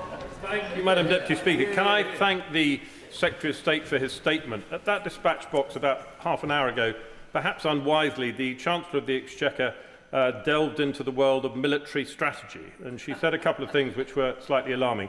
Firstly, she upbraided, actually, the Shadow Chancellor for not calling for the de-escalation of the operations against Iran, and yet the Defence Secretary's own statement only mentions de-escalation when it comes to the situation in Lebanon. So could he just clarify whether he is calling on his American counterparts to de-escalate in Iran or not? And secondly, she said that in order to open the Straits of Hormuz, we would need to support something she called cross-country operations with France and the US, and that we were ready to do that to open the Straits of Hormuz. Could he comment on that too, please? Madam Deputy Speaker, we as the UK Government are urging Iran to de-escalate. We are deeply concerned about regional stability, and part of the reason for our coordinated defensive actions, the contribution that we're making in the regional coordination centres, but also with our jets flying in defence of Middle Eastern allies, is to reinforce regional security and stability. Now, my honourable friend, the Chancellor, made an important statement this afternoon and included the commitment that she can confirm she'd approved for the Ministry of Defence access to the Special Reserve to deploy additional capabilities as they're needed to the Middle East. I'm sure the House will welcome that, as they will welcome the fact that she said, I'm committed to giving our military the resources they need. Fred Thomas. Thank you, Madam Deputy Speaker, and I strongly welcome my right honourable friend's leadership at this time. One of the defining characteristics of the UK's response to the crisis when Russia full-scale invaded Ukraine in 2022 was the political unity that this party offered our country in that response.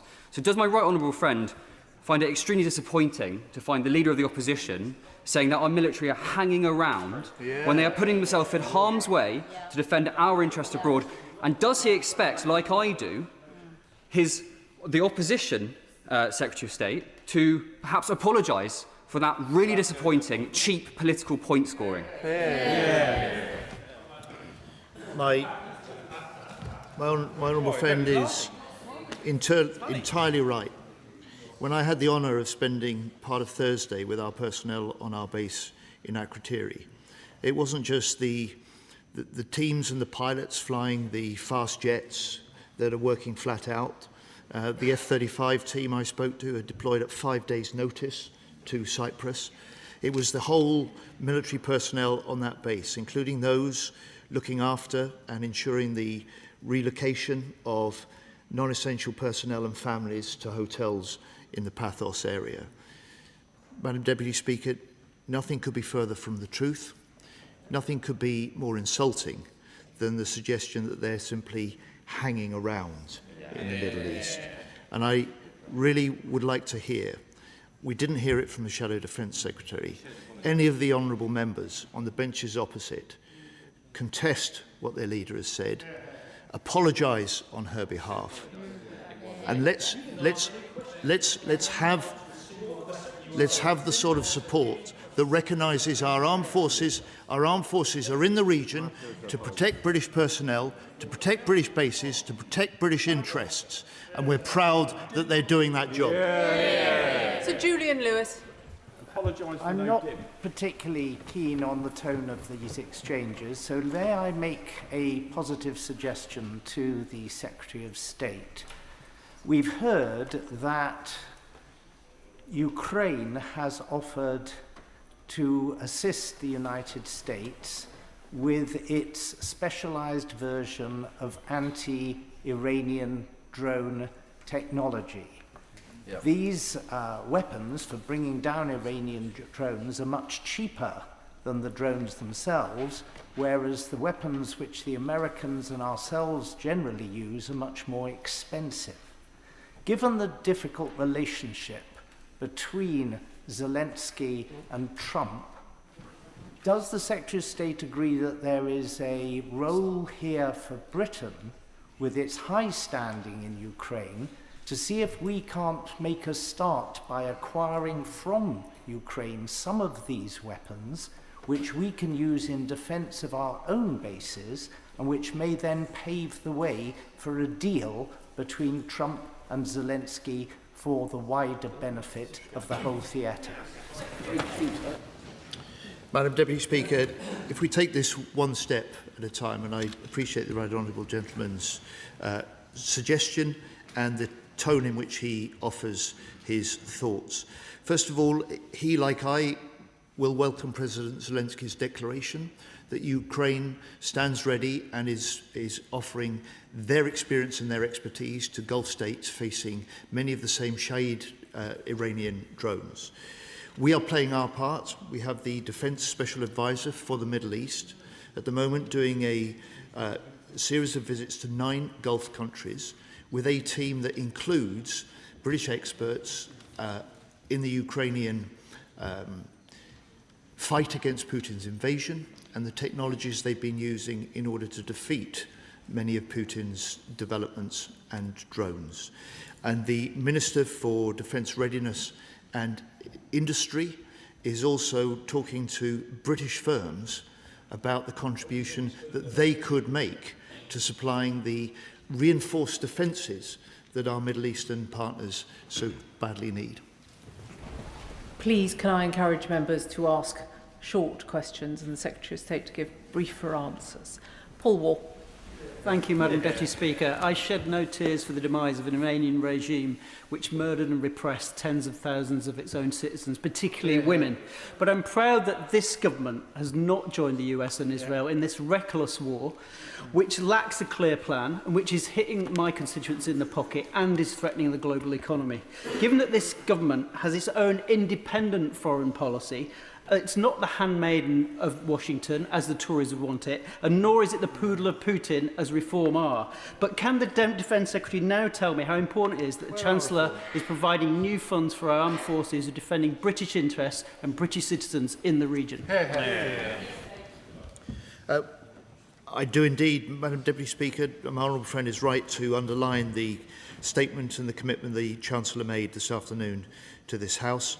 He's also right to point out that the US may be our closest ally, but as the Prime Minister has said, it is for the Prime Minister and the British government to decide what is in Britain's best national interests. I thank the Secretary of State for his statement. I listened very carefully to what he had to say about the authorisation of the US using UK bases and his confirmation that there are UK personnel embedded with US operations in the region. With that in mind, it seems all the more important that this government is entirely clear on the limits of the consent it has given to operating with the US. Defence Secretary Hesketh on Monday last week mocked the idea of rules of engagement and said he wanted to seek, and I quote, maximum lethality. President Trump then on Saturday said that new areas and groups of people would be under serious consideration for complete destruction. What confidence does the Secretary of State have that the US are following the same rules of engagement that he believes are legal for the UK? Madam Deputy Speaker, I have the fullest confidence. These arrangements for access, basing and overflight are well established. The relations between the US and the UK are very close. We have operated these together before. We are doing so now. Peter Swallow. Thank you, Madam Deputy Speaker. Can I thank the Defence Secretary for all that he is doing to support our troops in the region and protect British citizens? It is clear that a long conflict would pose real risks not only to them but also to energy prices and the cost of living here in the UK. So can I ask him, does he agree that we need to see urgent de-escalation and a reduction in tensions across the region? And does he share my concern that the Conservatives and Reform would see us dragged into a conflict that can have such devastating consequences for British lives and livelihoods? Madam Deputy Speaker, my honourable friend makes important points, and when the first concern of this government, and I welcome his support for this, is the protection of British personnel, British citizens in the wider Middle East, our bases and our allies. I know he will support the action that we've taken, both before this current conflict broke out and in the week or so since. Thank you. Dr. Andrew Murison. Thank you, Madam Deputy Speaker. Isn't the problem here not our military capability? We still have the second most capable navy in NATO. It is political will. Why is it that HMS Duncan is alongside in Portsmouth, having spent the summer in a maintenance period, the sister ship of HMS Dragon? She has been up and ready to go for weeks. And why is it the case that she wasn't sent at the beginning of this crisis? Well, the honourable gentleman's another former minister in the previous government in the Defence Department. He knows all about the decisions that have left our Navy in the state that it's in now. But he will also appreciate that we've taken decisions to deploy the things that Britain can best put into the region to protect our allies and to protect our people, both military and civilian. He will recognise and applaud the fact that because of that, from day one, our fast jets have been flying defensive operations in coordination with our allies and our US colleagues, and that where the circumstances change, we will adapt the action and the decisions that we take, which is just what we've done from the point that we saw the indiscriminate extent of the Iranian response last Saturday. Peter Prinsley. Thank you, Madam Deputy Speaker. Iran has a network of proxies and lone actors who threaten security here at home. Will the Minister join me in thanking all the volunteers of the Community Security Trust who protect our Jewish places of worship and schools? Never have they been more crucial. I will indeed. My honourable friend is right. The Community Security Trust does extraordinary work in very difficult times and is responding to deep unease and deep concern and in some cases serious fears amongst the Jewish community in this country. Sir Roger Gale. Thank you, Madam Deputy Speaker. May I first say that I don't know of anybody on these benches that would not wish to associate themselves with the Secretary of State's praise for the courage and determination of our armed services, both worldwide and particularly in Cyprus. I have to declare an interest, Madam Deputy Speaker, as you know, as an honorary citizen of Cyprus. The Republic of Cyprus has maintained a principled neutrality, and that has served British nationals and others well over many years. Our criteria is based exactly almost between Paphos and Larnaca. It's a very difficult situation for the Secretary of State to square. Could he tell the House what steps will be taken to protect those many British nationals resident in Cyprus and those many other British visitors who hitherto have gone to the island for their holidays? I'm grateful to the honourable gentleman's remarks about our armed forces, and I will ensure that those are passed on. I hadn't realised he was an honorary citizen of Cyprus, and I hope he will appreciate in my statement I confirmed that the head of the National Guard, confirms that cooperation between our militaries has never been closer. And I hope he'll appreciate that the defensive capabilities and activities that we are running from Akrotiri are part not just of defending our base, but defending our people right across Cyprus and the island of Cyprus itself. And from that island, we can also and are help defend regional allies. Alex Baker. Madam Deputy Speaker, I want to say thank you to the Secretary of State for everything that he is doing to support all of my constituents in the region and keep them safe. I know that he and I share a priority that we need to get our serving personnel the capabilities that they need. In the light of the movements we have seen today in the gilt and the bond markets, which underline the pressure of governments to finance increased defence spending, does the Secretary of State agree that we should explore innovative multilateral financing mechanisms, such as the Defence Security and Resilience Bank, to help unlock the capital our defence industrial base needs to grow? I do, and we are. And my honourable friend will also have noted the Prime Minister's important speech in the Munich Security Conference a couple of weeks ago, when he recognised in this new era of threats that we face, this is now an era of hard power, and that he has recognised the need to spend more and faster on defence. Stuart Anderson. Thank you, Madam Deputy Speaker.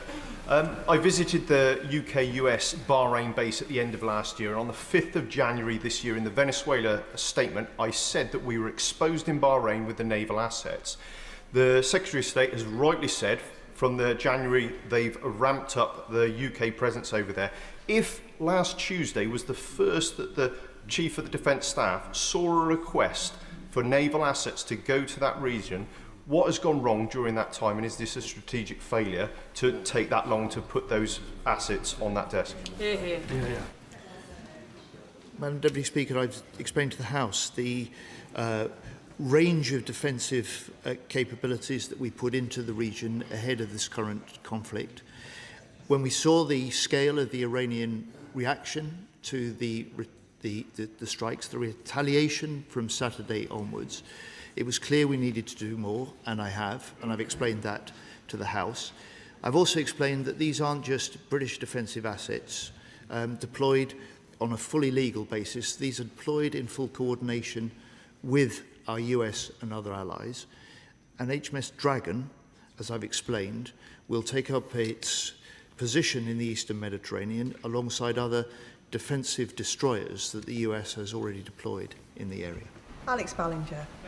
Deputy Speaker, the Shadow Secretary of State laments the state of our Royal Navy, but he will remember that it was his party that cut investment in our Royal Navy over 14 years, cut the size of a number of warships we had by 25%, and ordered no new destroyers in that period either. So does the Secretary of State agree that we should be investing in our Navy, but we should take no lessons from the party opposite that set up our Navy ready to fail in the situation we're in now? I do agree, Madam Deputy Speaker, with my honourable friend, and we are, just as we are increasing the defence investment across the board, including in the munitions that we need when we're faced with conflicts like this. Members will have noticed that there's still a lot of people on their feet. I'm aiming to finish this statement around 1:15. I call Richard Ford. Thank you, Madam Deputy Speaker. The Secretary of State made the distinction between permitting the use of British bases for offensive and defensive action. I understand the need to protect and defend British citizens in the Middle East, but can the Secretary of State explain how he is seeking to maintain this distinction between offensive and defensive action, given it would require a degree of control over US military activity that the British government may not possess? Well, the honourable gentleman is a military man by experience. He will understand the nature of the agreements, the requests that nations make of each other, the agreements that they put in place and how those work. access basing overflights, which is exactly the request that we had when it was clear the Iranian response to the first wave of attacks took us into a new phase. That was a request from the US that we allow US bombers to operate from Fairford and Diego Garcia for specific defensive purposes, and that is to take out the Iranian missile positions, and that's what they are doing. Calvin Bailey. Thank you, Madam Deputy Speaker. It was a Conservative 2010 Strategic Defence and Security Review and subsequent basing review that took the Royal Navy's repair facilities from 3 to 1. An utterly reckless decision that was made worse when you knew of the power plant problems